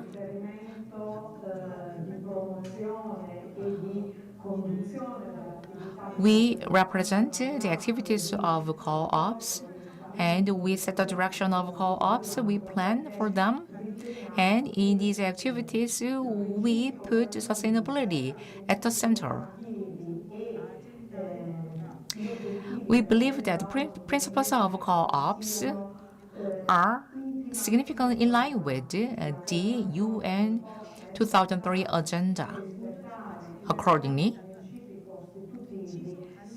if co-ops abide by the basic value, the essential value of co-ops, the co-ops cannot be sustainable. They should be sustainable. We should move toward the sustainability for our future.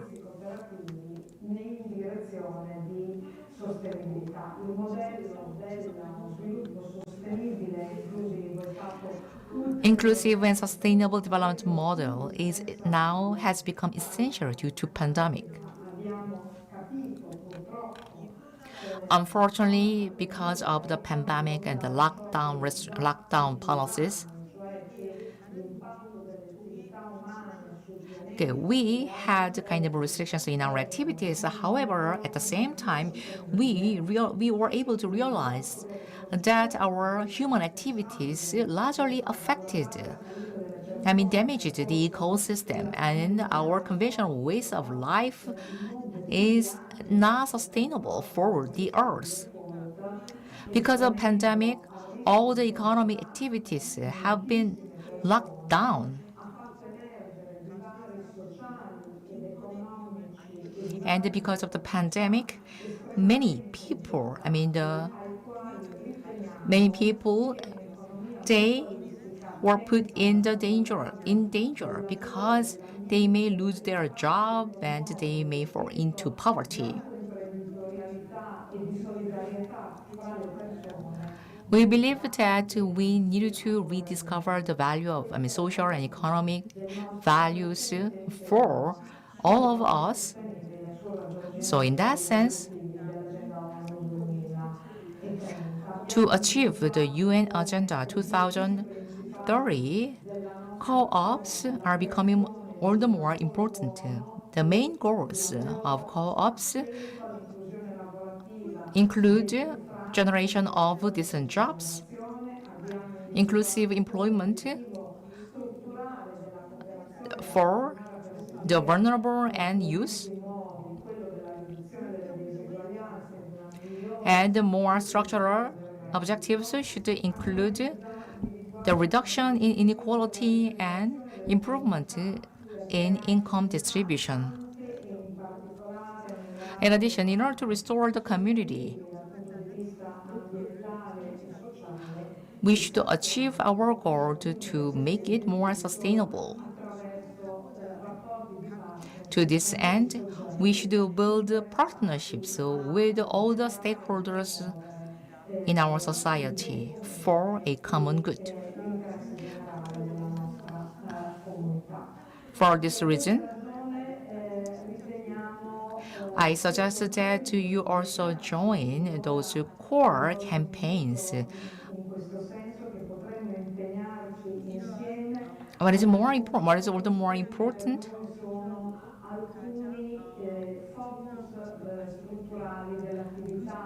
Is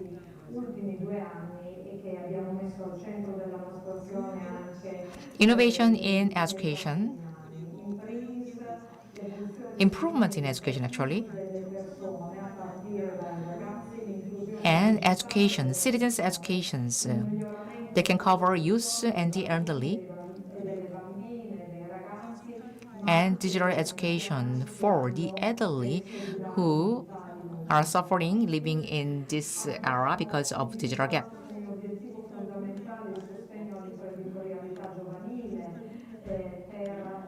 we should provide some kind of necessary trainings for all the citizens, young and old, so that we can narrow down such kind of a digital gap. And to better support our youth, we can provide support for young startups and the digital economy and ownership of data. We should find a kind of a solution in the sector of privacy information management on the digital platform, because multinational global companies may exploit our private information. So the ownership of the private information should stay they should belong to each individual, and such kind of information should be efficiently managed. Lastly, we pursue environmental sustainability, and to that end, food production processing of agricultural produce, agri-product processing, and in these sectors we can make improvement. We can train prosumers to improve the quality of consumption. We can adjust the time, we can adjust the prices for consumers, and in parallel with this, we should be able to reduce the emissions and promote recycle of resources and the range of circular economy. By doing so, we can prevent natural disasters as well. The sustainable development goals should be pursued by each city, I think. Cities should be inclusive, just, and they should serve as the driving force for the economy. And the cities should be awareness of the importance of environment.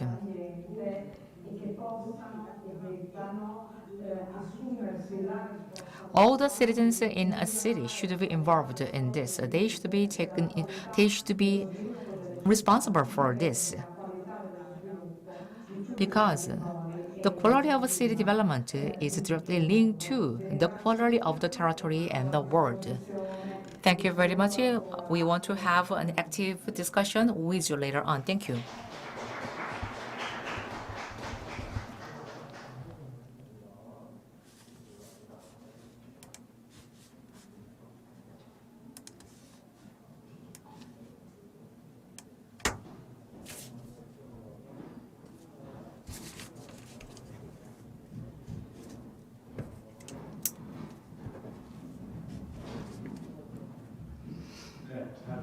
Thank you.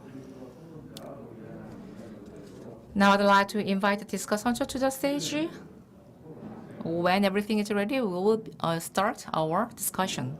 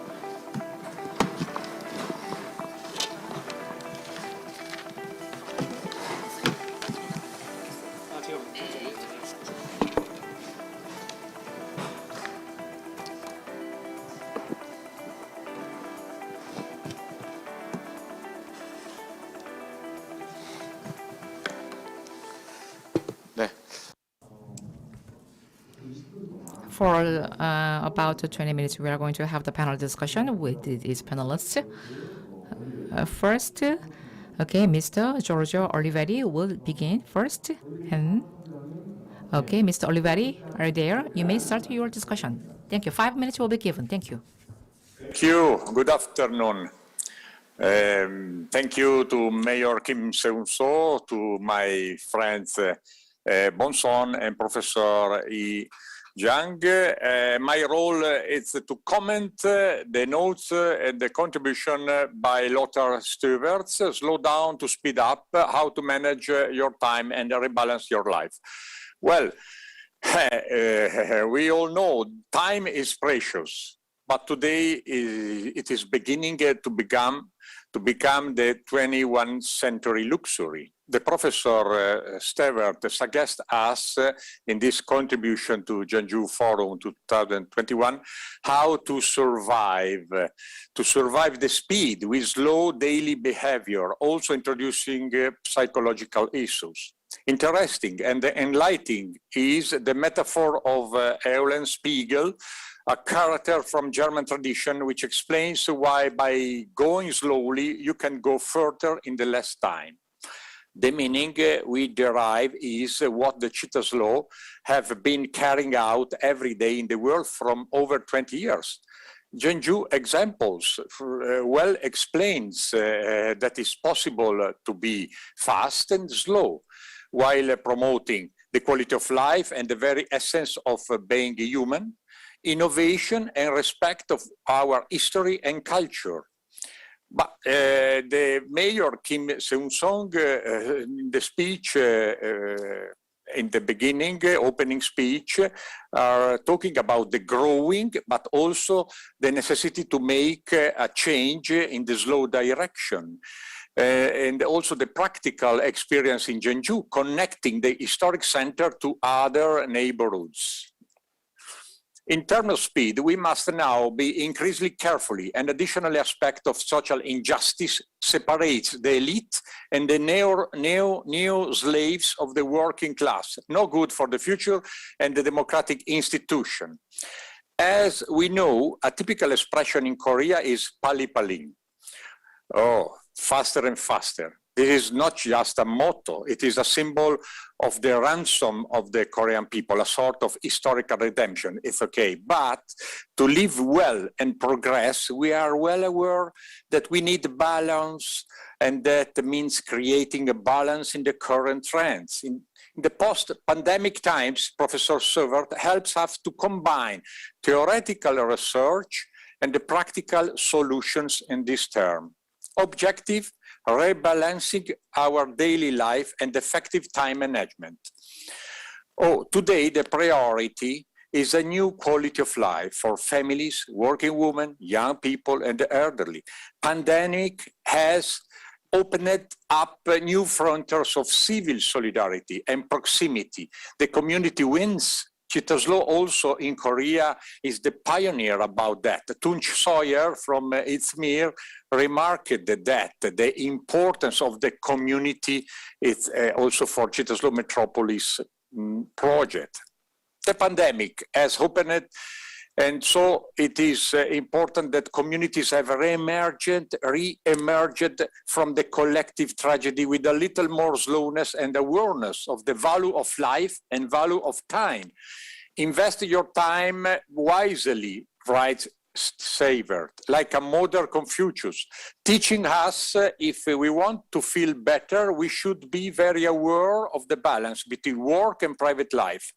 Stevert giving us 7 rules we should follow and annotate in a sort of diary of success to not fall in the traps of the past.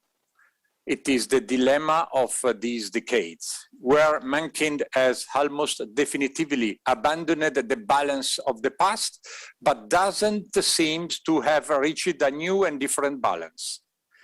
Now, we need not only good ideas, but today overall, we need actions and practices. This is the teaching from Cittaslow mayors and community, you know. Many good and even excellent ideas, very few of which, however, have been carried out concretely. Interesting the Lega Cop Bologna experiences about. We appreciate the savored effort to ground the concept, to make the proposal concrete, to point of creating a sort of survival manual for the slow individual. But we need to be careful. I personally detect a risk when Savert concludes by saying, forget time management, instead opt for time ownership. After all, it is your time, treat it accordingly. But in these terms, it could sound like an invitation to embracing egotism, a quality which already unfortunately characterize our times, where everyone's objectives are always exclusively oriented toward their own personal gain and well-being.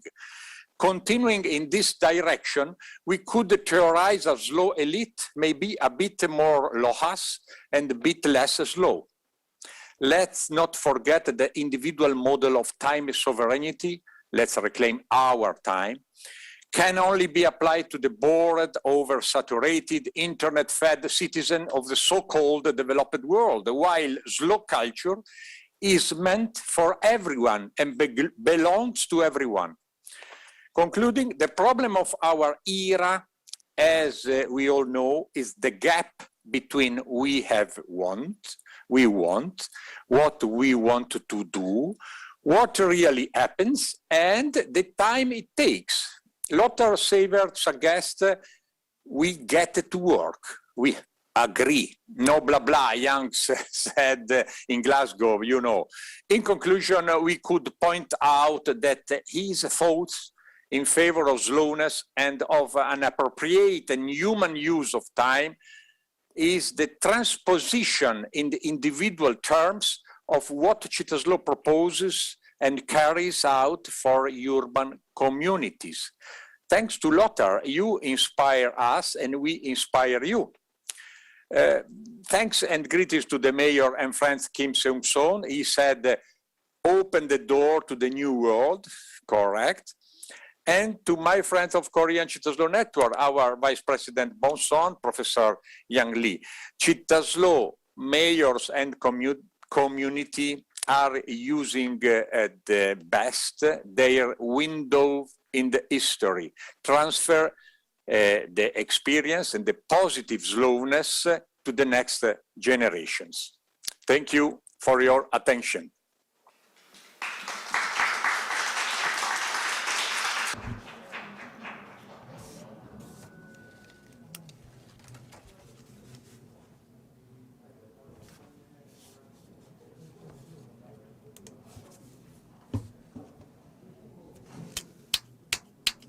네, 안녕하세요. 안성민입니다. Hello everyone, I'm An Sung-min. Okay, thank you for providing your excellent views. I think that this forum will be very fun to me. 간단하게 정리해 보려 하는데 Okay. I am the author of a book titled How to Make a Work and Life Balance more quickly and more. Okay, we pursue this kind of values in our life, and this kind of value, I mean, our kind of sense of value made our life more affluent. If we do not move quickly, okay, we will lose in the comparisons with the others. So that is why we pursued the quick culture. However, now it's time to rediscover the value of slowness. Okay, it appears that our lives is more affluent. However, we have some sad stories in our lives, like some starvation or some suicide. Of course, here in Korea as well. I mean, one of the reasons of death in teenagers, it is suicide. And some Koreans say that it is too tired to be tired. That's the reality of Korea. That is why I think it's time for Koreans to focus on the value of slowness. Okay, we have discussed, I think it's been not that long time here in Korea to discuss the slowness. I think now we are living in a great transformation in Korea. Our parent generations, they worked for survival, to escape from poverty. So they do not value such kind of the work and life balance. However, their next generation, actually myself, or the MZ generation, we enjoyed a more affluent lifestyle. So our kind of sense of value in life is a bit different from our previous generation. Our previous generation experienced the poverty. However, our generation experienced some affluence. That is why I said it is a kind of a great transformation time. So I think that we will have an increasing number of discussions on slowness and work-life balance to think of a possible ways to improve our lifestyle. And my role will be that to disseminate this kind of slow lifestyle among the young generations. So I'd like to suggest two things. First, driving force at the national level or the social level. So Italy and Germany, I'm not sure the exact status over there. But here in Korea, we lack kind of social consensus regarding slowness in Korea. And the same goes for the Korean corporations as well. Here in Korea, many enterprises say that sustainability or ESG, environment and society and governance, they are going to value ESG for their future management. They suggested, these large corporations suggested this kind of vision, ESG vision. I think that is good. But I think when they pursue ESG, they should think of, the life of their workers, the life of their members. Okay, to make the lives of their workers or members sustainable. Without sustainability in the lives of their workers or members or citizens, okay, we cannot achieve sustainability as a whole, right?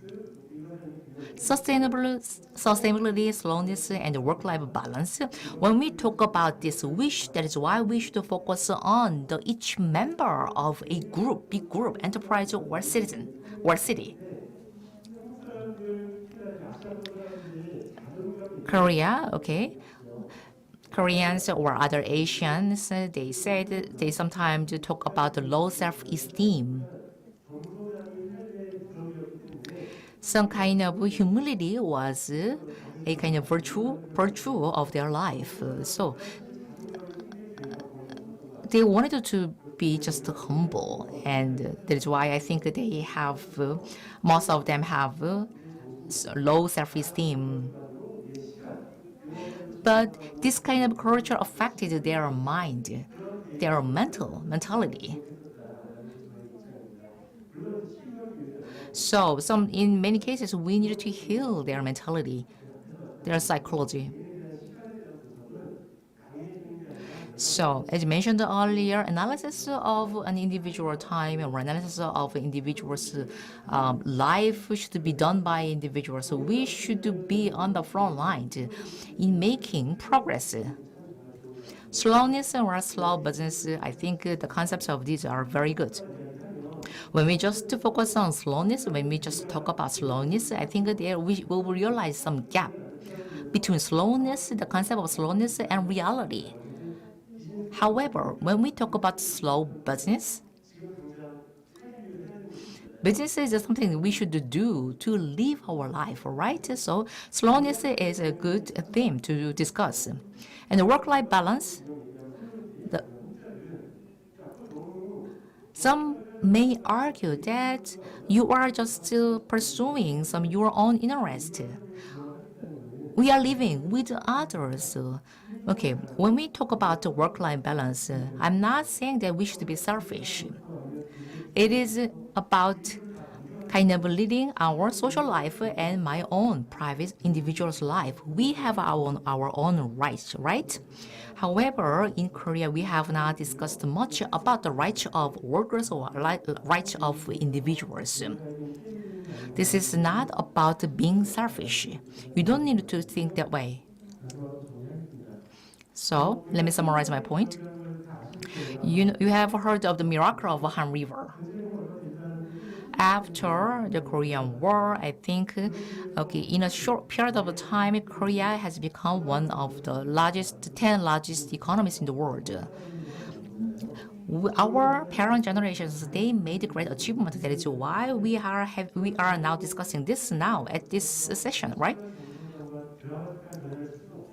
I cannot make a dramatic economic change on my own in this time. Then how what we can pass over onto our next generation? What we can transfer for our next generation? Work-life balance or the value of slowness. These can be transferred for our next generation, I think. So the beauty of slowness, the beauty of rest should be discussed more and more to provide more better life for our next generations. I think my time is up. Thank you. Okay, thank you very much. Thank you for explaining the current status here in Korea. Young generations, they also think of the better ways for their life. So I think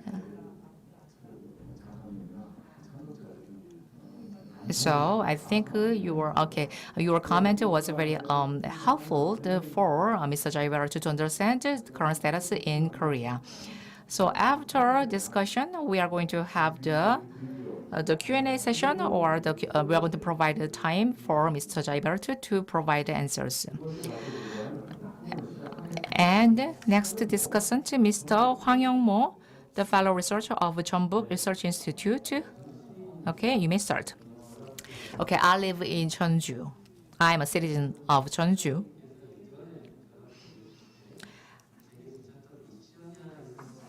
And actually, Mayor Kim Seung-soo assigned me a mission. The mission was to revitalize the local community. It was at the time 2012.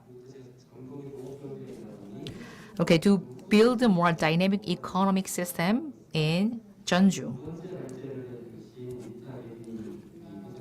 Rita Garini, okay, thank you for your messages. And I visited Bologna as well to meet the mayor of Jeonju, and it's great to see you today again. Slow City. I'd like to say that the Slow City is a strategy for development, for the next development of a city. Okay, not only quantitative growth, but qualitative growth is needed. For growth or development of a city, we should make improvement in our many sectors of our life, like culture. So, for our future, for the future of a local community, life economic sector, we should focus more the life economic sector. We call is regional power. We need kind of regional power. So the strategy pursued by Cittaslow and the economic development pursued by the Bologna Co-op, I think these can be the alternatives for the development of the local community, I think, down the road. Slow City is being discussed, has been discussed as an alternative development strategy for the future cities. Then why then Slow City? First, It values human resources based on the local community, and it values jobs, the local jobs, and it focuses on local economic development. And the production and incomes are flowed into the local. I mean, this is kind of virtual. I mean, the good cycle of the local economy.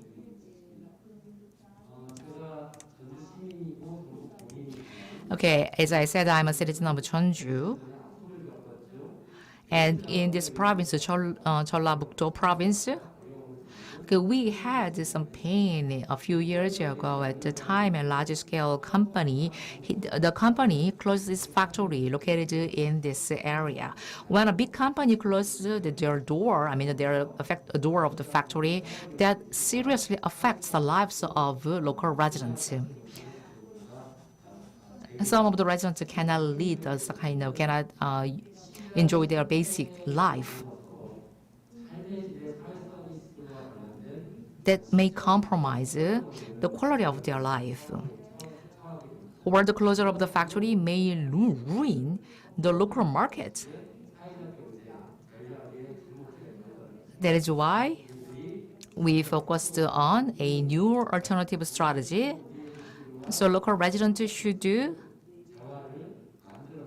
Okay, we focus on the ways that local residents should be involved in, are involved in the production and distribution of the locally produced products. And the similar kind of social economy has been pursued in other areas like Bologna. Individuals cannot do a big job. However, if we can get together, a group of people can make a change. That way, we can redefine the resilience of a community. Because of COVID-19, the regional and local economies received a heavy blow, serious blow. It is not easy to return to normal. However, we are now pursuing stability in our life. That is why we need resilience. We need the power of resilience. So alternative development strategy pursued by the Cittaslow, I think, are in line with this. When we experienced the financial crisis, the global financial crisis, many large-scale companies, they closed their doors, okay, badly affecting the local community. However, as mentioned by the Bologna, okay, co-ops were different. They did not fire people.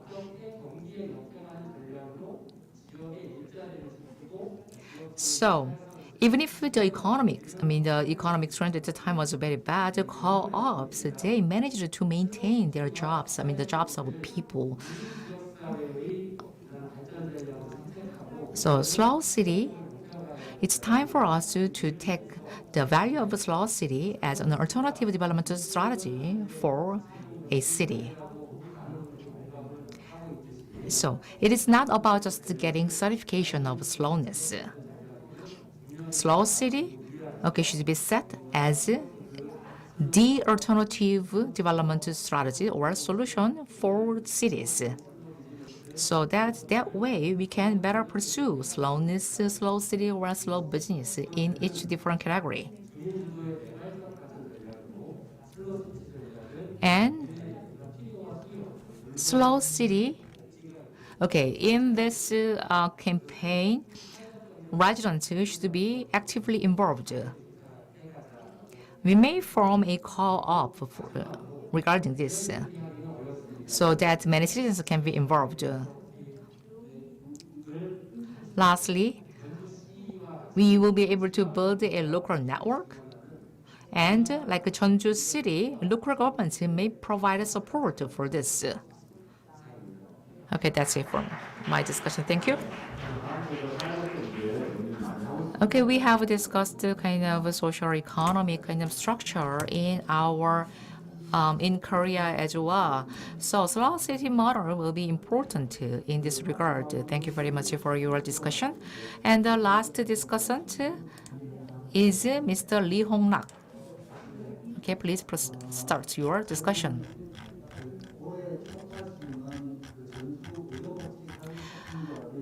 Well, until early this year, I served as a Jeonju co-op.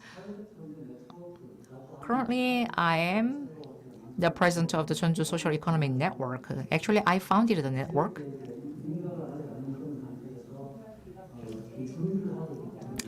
We are preparing some campaigns and movements or activities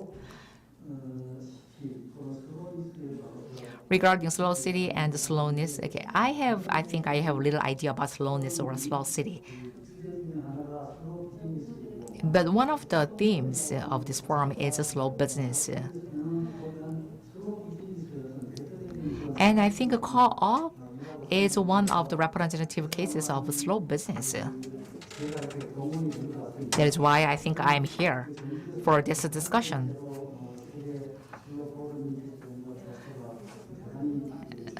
I think it is very meaningful to host this, the fifth Jeonju World Slowness Forum. And the mayor of the Bologna also joined this forum, so I am very honored to be a panelist in this discussion. So 5 minutes are given to me, so I'm going to just focus on three points.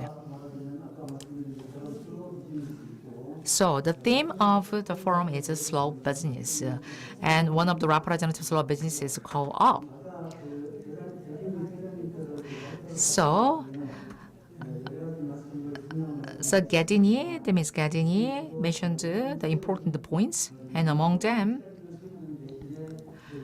she mentioned some cases that rather than slashing some jobs, they maintain the jobs by lowering the profits, right?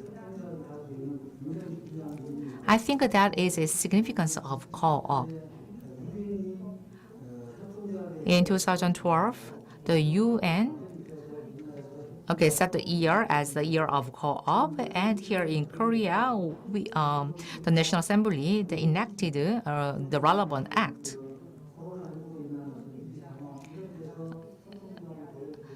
So, in this period of crisis due to COVID-19, co-ops proved their important role for the society as a whole. So in that sense, in the Gadeni's presentation, she emphasized the importance of co-ops. I'm sure that most of you will agree with her.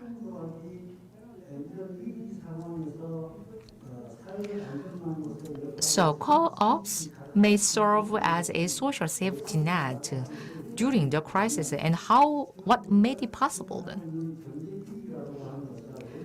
Okay, in the time of economic crisis, when we experience some economic crisis, we just focus on the capital or other economic elements. However,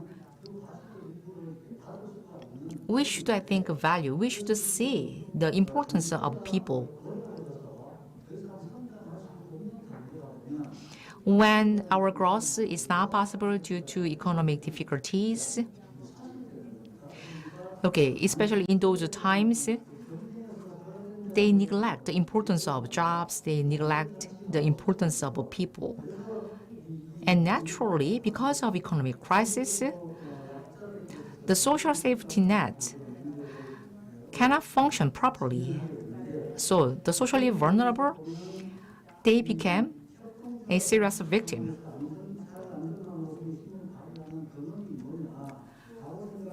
So that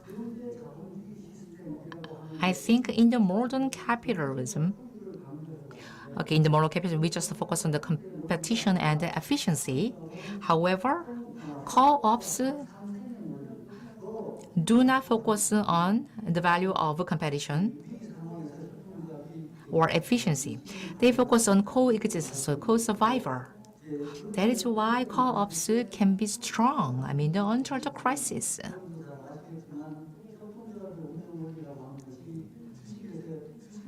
And the operation principle of a co-op is a bit different from what we know in the operation of private companies. Even if you invest a huge amount of time, a huge amount of money into co-op, you have just one voting right.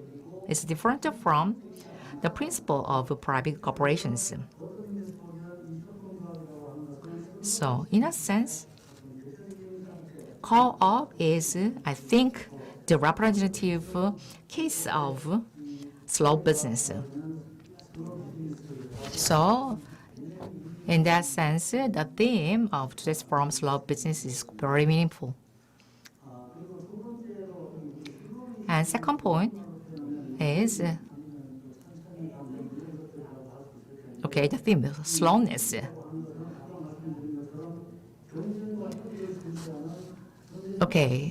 In the modern capitalism, as I mentioned, we value competition and efficiency. I think it includes the principle of transformation under the modern capitalism structure. In our routine lives,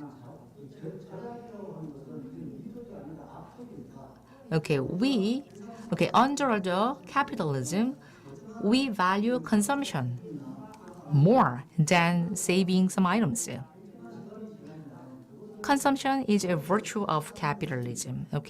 If some devices are out of order, out of operation, we should abandon, we should throw it away and buy a new one. So, slowness can be a threatening point to a modern capitalism. Bicycle is rather slower than vehicles, cars, trucks.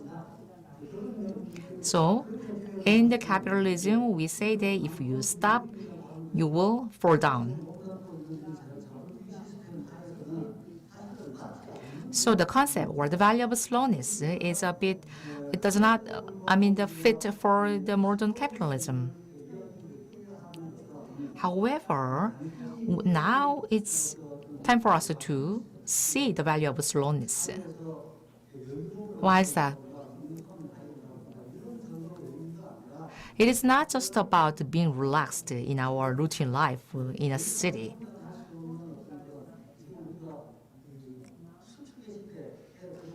Now, they say that it's not the time of growth, it's time of contraction in our economy. So living in the time of contraction, economic contraction, I think the slowness, people will discover the value of slowness.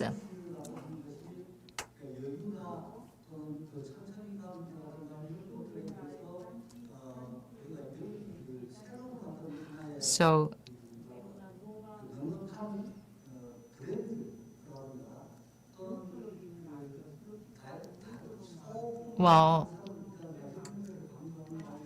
now we are our economic structure has been changed gradually, but it is not just about the change of our economic structure. The slowness campaign should be recognized as a more serious transformational campaign for us. We should accept that way.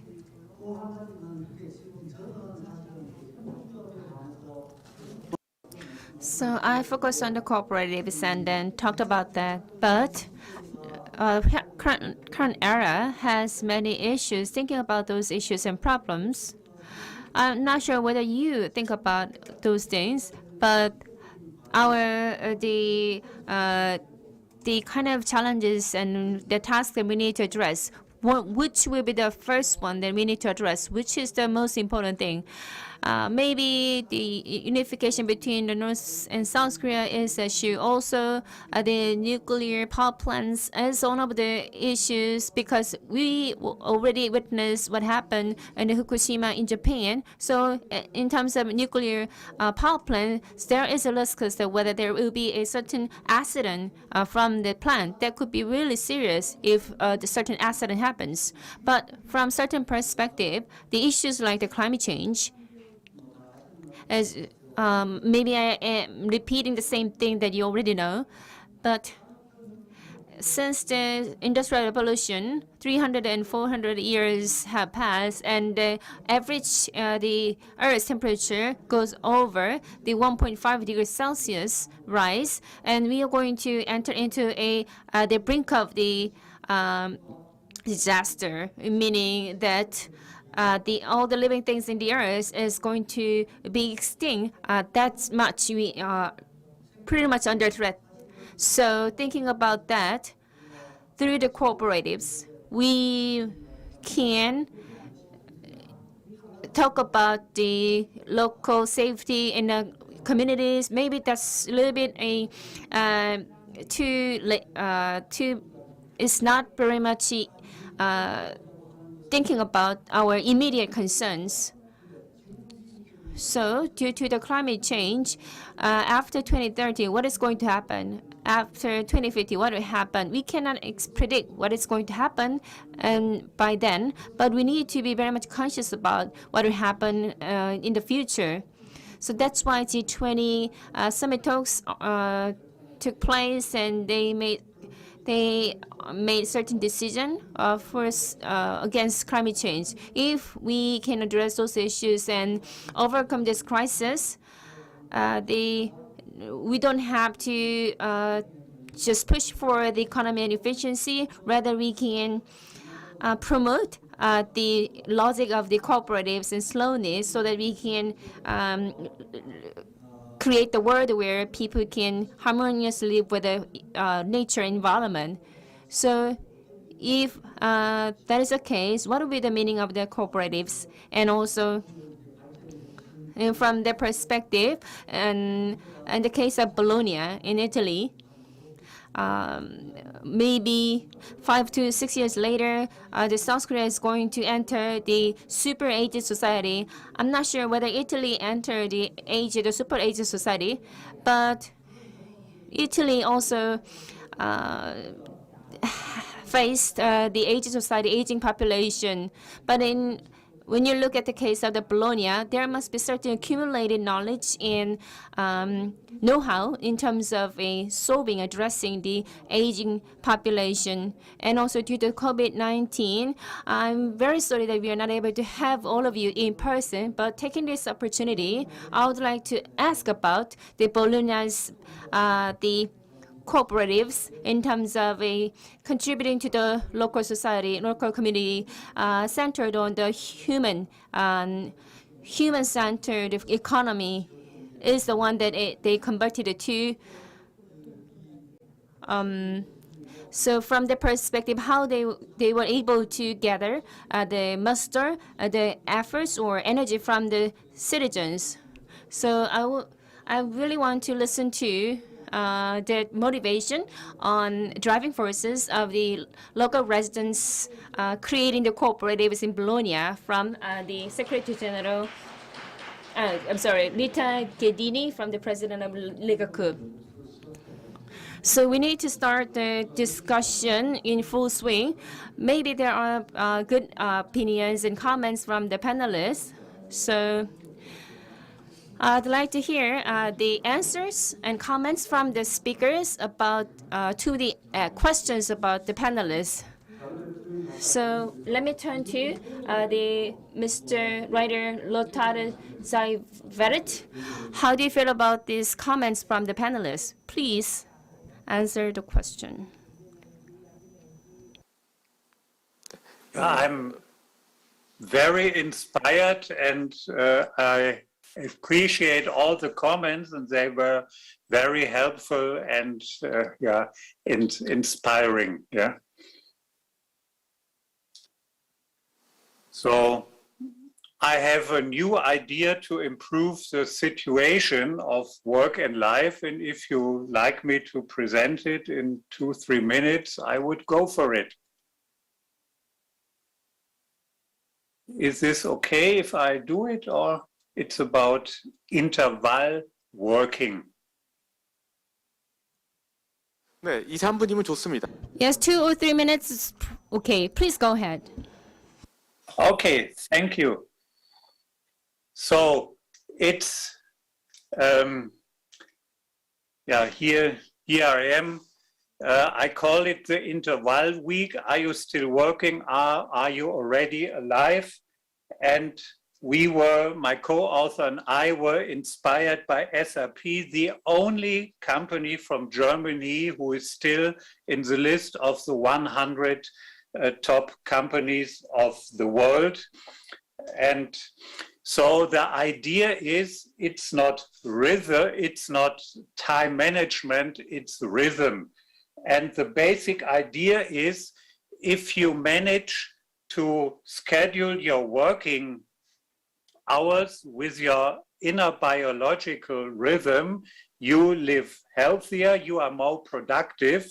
And these ideas were inspired by 3 Nobel Prize winners of the US in 2017, and there's nothing in the world than a Nobel Prize.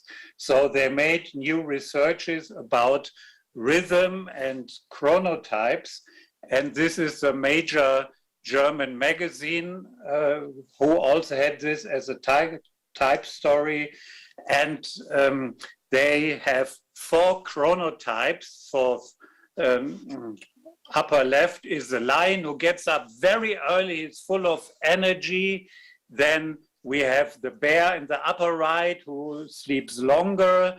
And then on the lower left is the wolf, that's me, who likes to work very long in the evening, gets up later. And we have the dolphin who is all between these areas. And if we manage to synchronize our inner rhythm with the working conditions, we improve. And for example, SAP, they call it new work. They have a new culture called trust working hours and trust working place. So the participants can decide by themselves when they do the job and where they do the job, maybe in the home office, and overtime is not respected anymore. And you can reduce as a leader your working hours by 30% to 70% and still make a career. And my last idea for the daily work is, they call it BRAC, Basic Rest Activity Cycle. So after 70 to 90 minutes, you have to have a break, then you have the next working cycle, and then you have to take another break and a longer break. So maybe I stop at this moment, and this is the idea, interval working.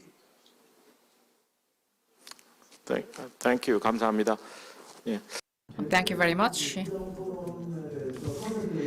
And Ms. Kejini, do you have any comment regarding the discussion? President Kejini, do you have any comment?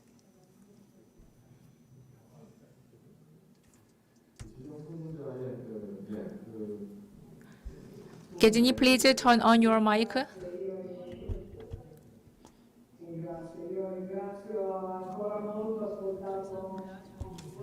Thank you very much for providing this opportunity to me. Thank you very much again. It was very interesting to listen to the discussions by all the panelists. Okay, the point of my presentation is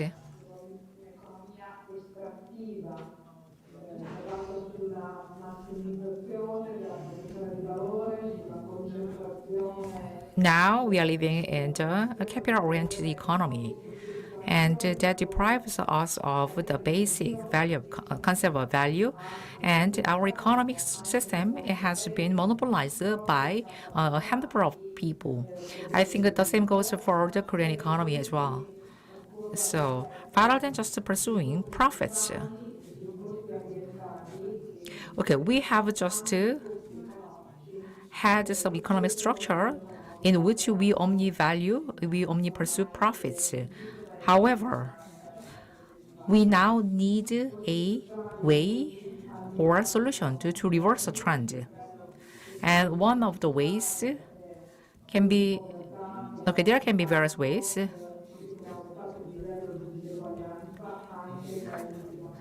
Okay, because of the capitalism-oriented economy, and we witnessed the damage in our destruction of environment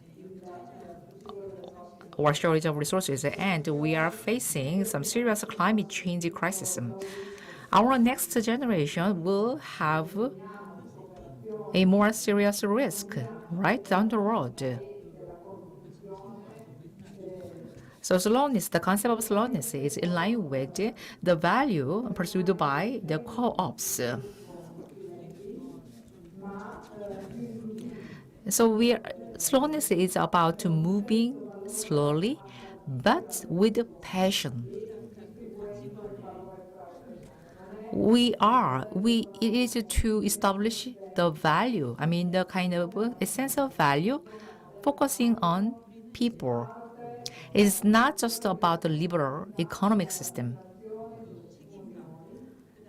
It is to raise a sense of responsibility for individuals and for the entire community. We should build such kind of economic system that value the entire economy, where everyone can be actively involved, where everyone can share the benefits of the development. That way we can save the cost and we can prevent exploitation of resources. So co-ops, our co-op has a long history. Okay. It liberated people. It re-established the value of sharing.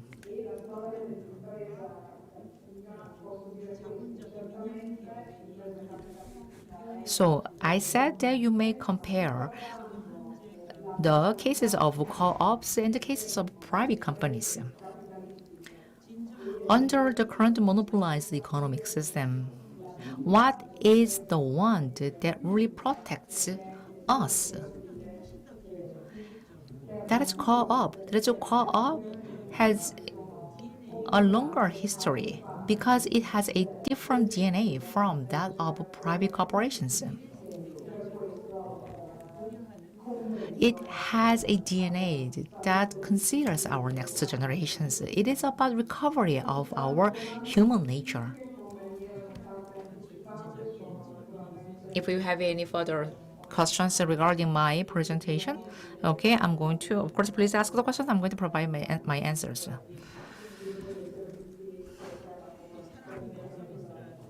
Services for people. Okay, if you have a question on the services of people, okay, I'm going to provide my answers. Thank you. 라운드를 시작하겠습니다. 그래서 Thank you. 대해서는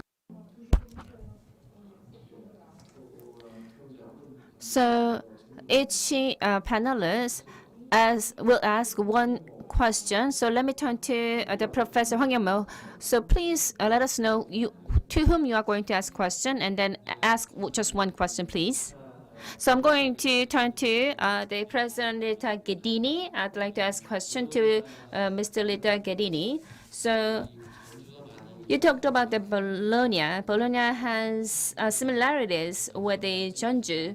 So as you pointed out,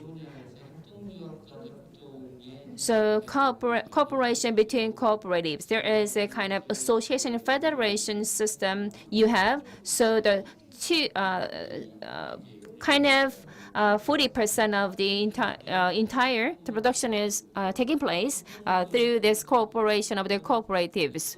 So even though it is a cooperative companies, maybe companies and then for-profit organization and cooperatives can make a certain mutual the businesses and providing certain social services to the communities. Do you have any kind of prime cases like that in terms of cooperation between the for-profit organization and then cooperatives to provide social service to the communities?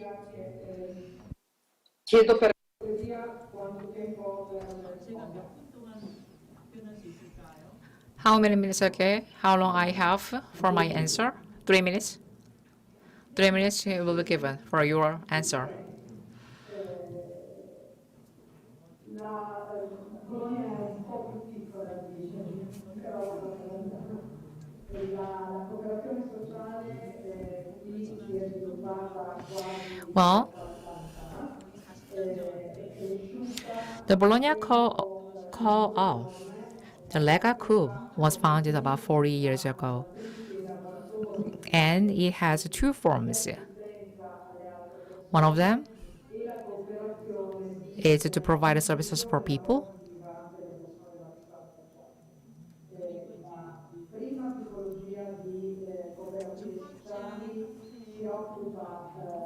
Okay, the first type of co-op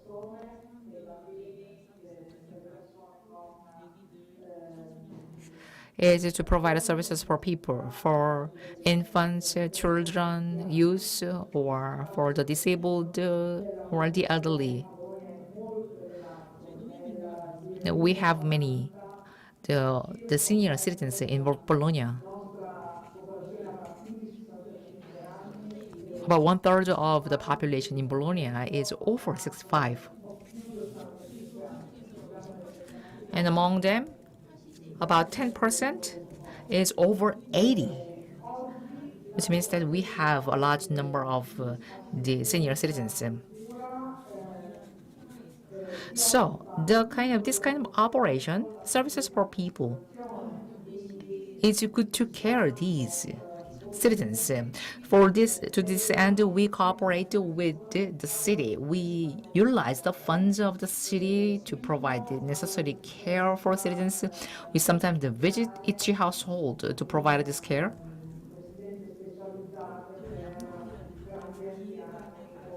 Or some nursery center. Okay, we also provide care by visiting the nursery center. Or some senior citizens with dementia.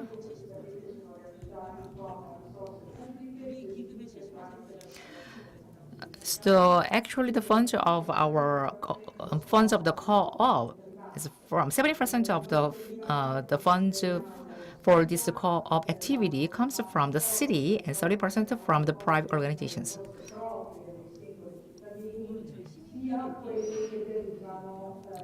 And of course, there are some contributions made by citizens.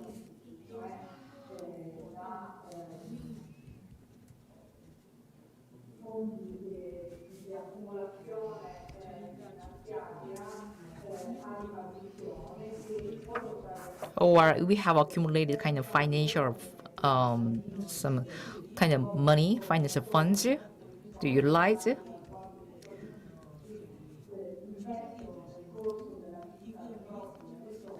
And 30% of the funds actually are from the citizens, the contributions by the citizens and members of the co-ops. So we utilize these funds to provide care to the senior citizens in Bologna.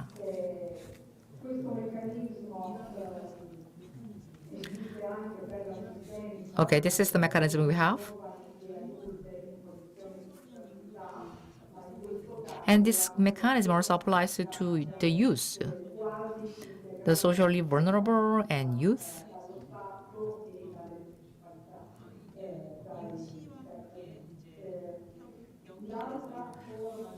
As I said, we collaborate with the city to provide more quality services for these people. And another service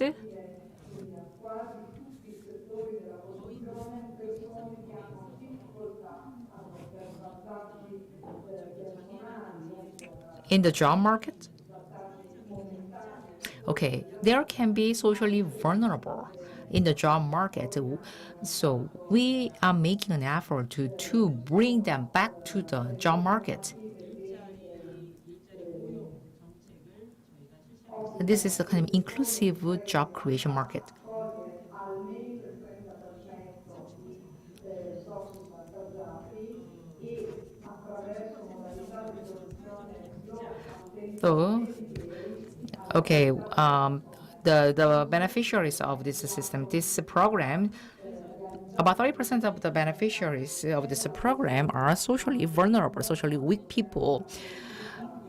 So the economically inactive people, there are economically inactive people in Bologna as well, and we have a mission to return them back to the social life. Thank you.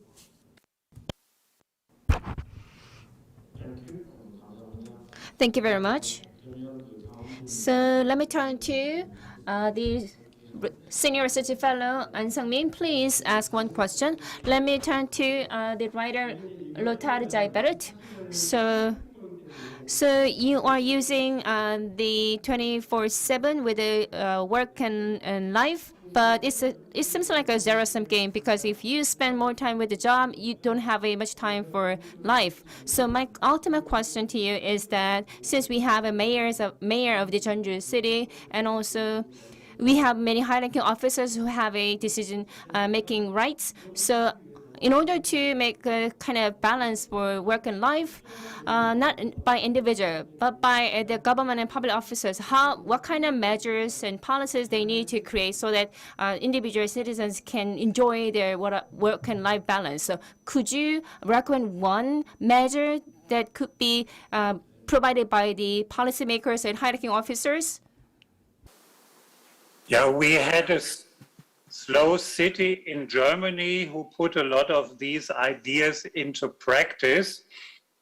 And in Germany, it's primarily the companies who reinvent the corporate culture of their work, which give more freedom to schedule your working hours and your working place, like SAP, Microsoft in Germany, and other companies. And in Berlin, the capital of Germany, we have a lot of startup companies, and to recruit high potentials, you have to offer a lot of benefits to hire them for your company. So most of these companies have feel-good managers who make it very comfortable for the high potentials to work there. So in Germany, the whole working culture is changing a lot at the moment. And suicide is not a big issue anymore in Germany like in Korea. People have stress and burnout, but not so much anymore.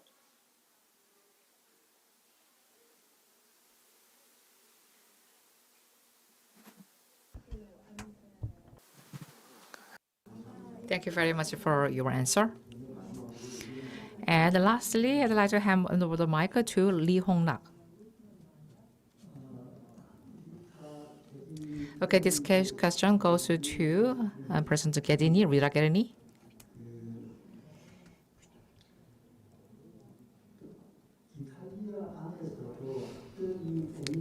In Italy, Emilia-Romagna area, especially Bologna,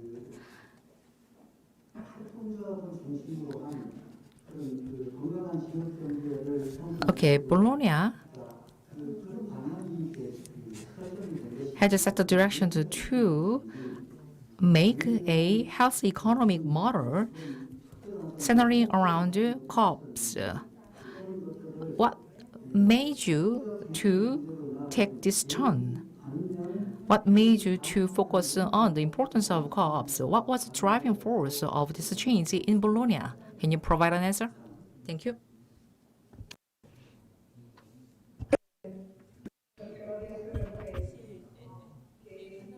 So let me briefly talk about that.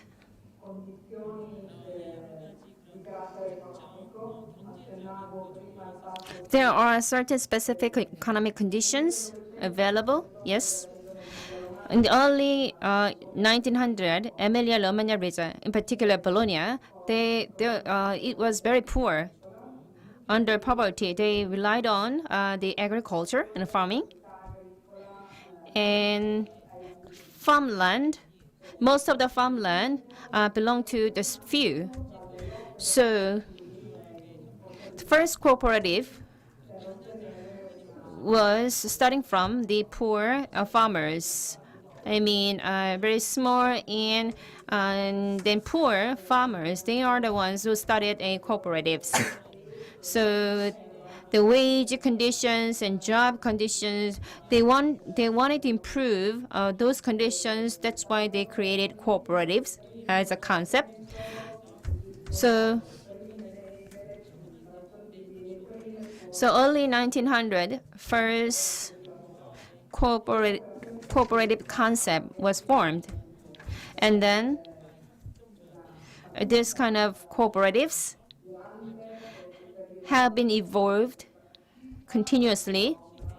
So under fascism era, and also under the Second and Third World War, these cooperatives also developed. Most of all, in terms of all the different sectors and areas, there were certain efforts to promote and boost all the sectors and industries. For that, the energies and efforts were mustered. Under that situation, cooperatives have grown further. So there was a certain contribution or help, the influence from the political sector, of course.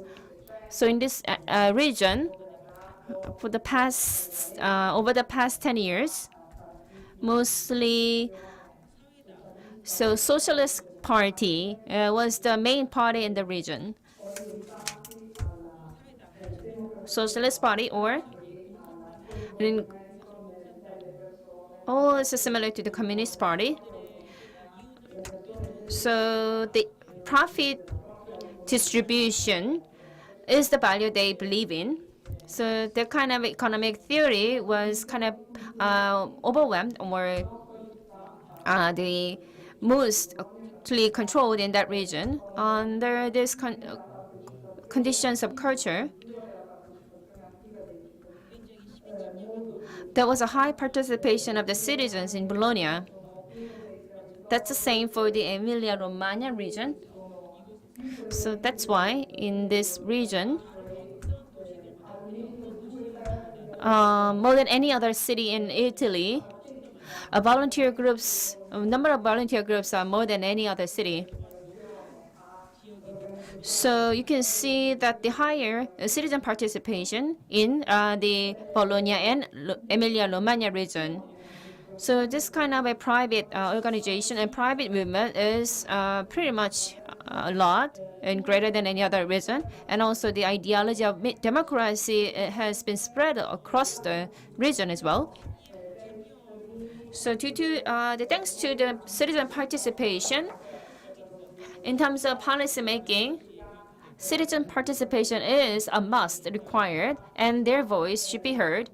For example, they addressing the traffic jam and traffic congestion, and all those the issues that requires policy making need citizen participation.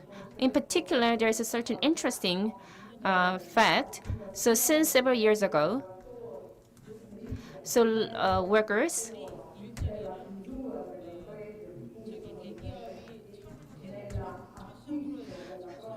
So large companies withdrew their base from the region, and then jobs disappeared. Against that, there has been certain measures against this job loss, because according to the certain economic theory, if there's no profit, large companies and conglomerates just withdraw their manufacturing base from certain regions. So under that situation, many people lose their jobs. So they come up with a certain measures against this kind of movement. Thank you very much. Mr. Oliveri, do you have any question to discuss on to or the presenter? If you have. Thanks to Rita Ghedini and Professor Seibert. Only a few comments. Thanks to all participants, very interesting forum this year overall, but only a few words. One is counter-cyclical, in Italian anticiclico. We are counter-cyclical and the cooperative world is counter-cyclical. It's very correct. And so the destiny is to join, to co-work together better than in the past, President Ghedini, absolutely sure. Slow business, but not only that.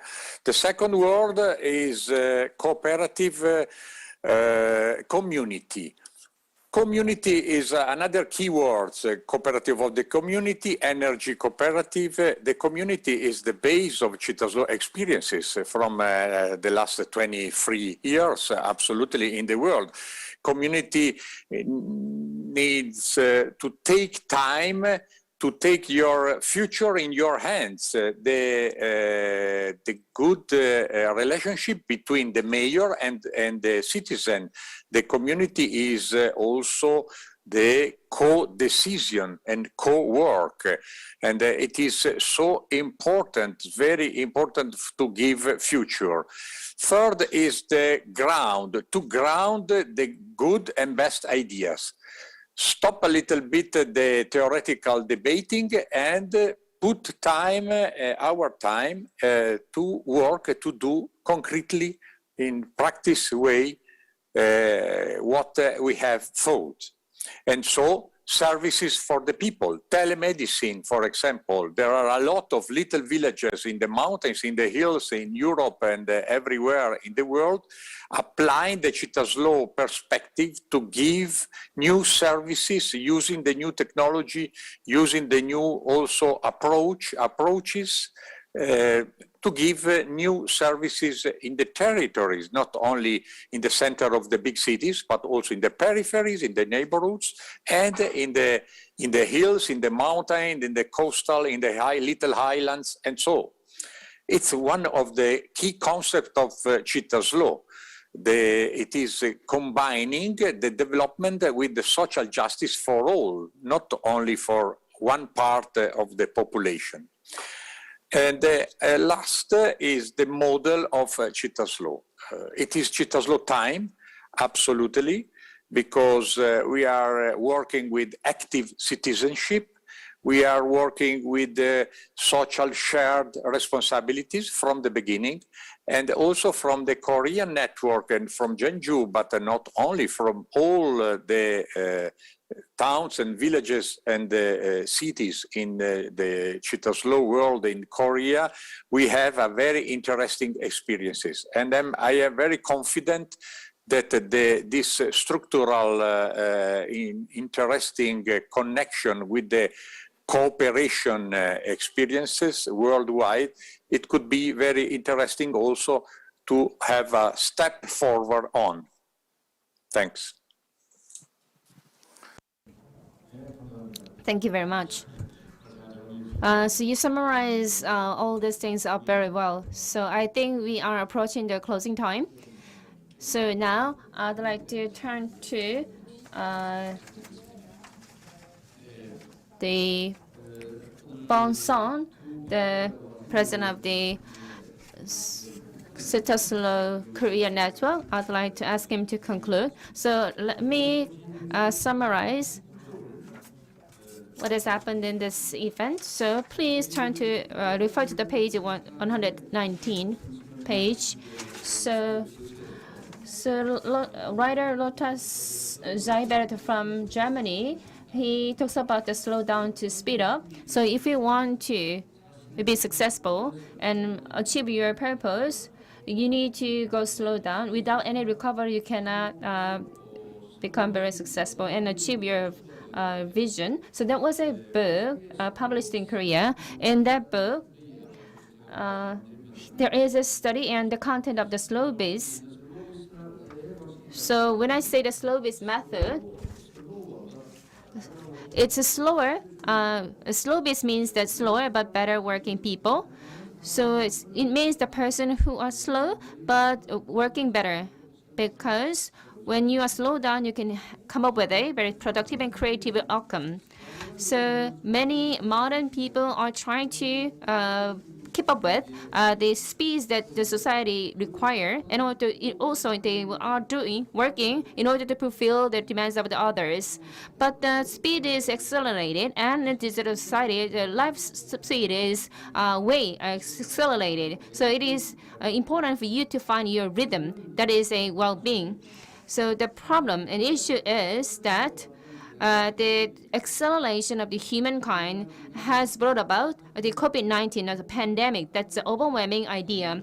So today, humans, it seems that people are not happier than before, 30 to 40 years ago, because the anxiety is the mainstream for many people. People are really unstable and also complicating. Everybody is busy and very busy, but time does not pass very fast. People are fast. So with the Industrial Revolution, people say that time is money, but it's not. Most of the time we live with the work, but the good news is that time is life. We are converting to the fact that time is life. So we need to have a kind of time biologic, chronobiology, in order to get back to the order of the time, natural order of the time. So it is not difficult to become the host of the time, and the control over time makes you realize your purpose, and also it will enhance your life quality. So people wears a lot of caps and with a lot of roles, but in order to do the important thing first, you need to reduce the many roles and then focus on the highest priority work. So life is simple, but right now people are making this complicating. So I believe that life is sweet. Keep it sweet and simple.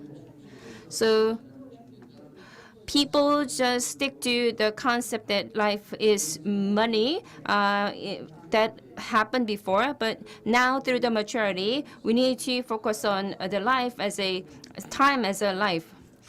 So right now, we are focusing on from the growth to the maturity, from the quantity to the quality of life, and also from the we need a time to become mature with a depth and the dignity. So if the efficiency is do things right, I believe effectiveness is that you do right thing. So in life, 4 desires: to live, to love, to learn, to leave a legacy. That is something that you need to do right now. And also, so Rita, the President Rita Guerini talked about the Lega Bologna. He talked about the cooperative as a vanguard of the era of cooperation, going against the industrial age of large corporations, monopoly, and winner takes all. So I believe that cooperative is kind of a pioneer of the era of cooperation, going against the industrial age of large corporations. So all cooperation of being together for a lasting future is a spirit of the times to beat the heartless capitalist age. The work and reciprocity of cooperative is the core of community restoration. Reciprocity and interaction achieve harmony between both extremes, including activity and leisure, ebb and flood, night and day, yin and yang, and online and offline, created by longing for what a community misses. Living well together, a cooperative seeks after the following goals. First, provide people with a good life, to create jobs, to generate profit. Why is that? Money is a means of human development. It should not be used for opposite. So the corporation pursues profits, but cooperative is to make citizens happy by meeting the needs of its members and contributing to the community. It encourages its members to help themselves and others. So in a Cittaslow, there is a nation's first civilian-led cooperative. So Jeonju Han, the pioneer of the community spirit from Sangju, set up a cooperative in 1927 and found its priority is in being together. He emphasized education and training for the members in personality-wise trust and self-sacrifice for the leaders. Paolo Sartorini, the creator of Cittaslow in Italy, said, "Cittaslow is a city for people to live well together." So as President Gedini said, that the sustainability and also being together are the important values. So while I am preparing this, I realized that. So in order to know the Bologna, you need to know about the Bologna University. Maybe the Bologna is the city to have a university in 1800 for the first time in the world. So there is a law department, and they invited a legal scholars, and also if this legal scholar is not capable, they just sent back. So the birthplace of university is only Cittas in the Bologna, I believe. So one thing I'd like to know is that the keynote speaker, so Mayor Tunku Sawyer, he's been with me for 13 years in the Cittaslow movement. So he became the mayor of the city of 4 million population from the small city. So he mentioned about the slow city concept in the largest city with his presentation. So today, focusing on the speed and the consumption, it is really difficult to highlight the slowness. And also, it is more difficult to do that in the largest city. So many cities are facing a lot of issues such as crimes and air pollution and also climate change. So to raise the quality of life in a big city, we should now focus on the value of slowness.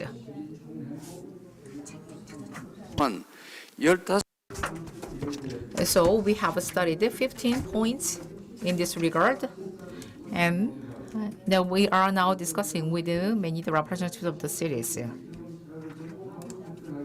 So to include this, that is why, we have developed a new program. So to find a way to slow down the speed for a big urban city. So it includes some kind of the creating spaces for citizens. Isn't better city? It is the cultural rich country.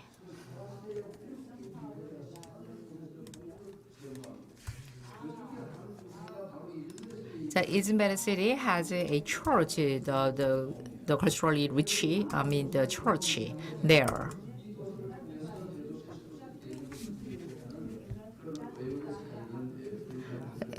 So now she has, I mentioned all this. So thank you for listening to my comment. This is the 5th occasion of the World Slowness Forum. And I'd like to hand over the mic to Mayor of Jeonju for his closing remarks.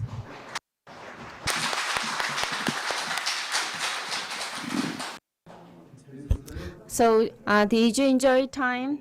Yes. So I enjoyed pretty much, and it was very enjoyable and also very much inspirational. So I'd like to extend my deepest gratitude to the speakers and presenters as well as panelists, also to moderators. And also I'd like to thank the participants and attendees, citizens and experts here at the floor. So the precious value of slow city, Cittaslow, is just spreading and spreading across the nation thanks to the Cittaslow Korean network, including the President Bong Song Korea. Thank you very much. So with this, let me conclude today's forum. Thank you very much.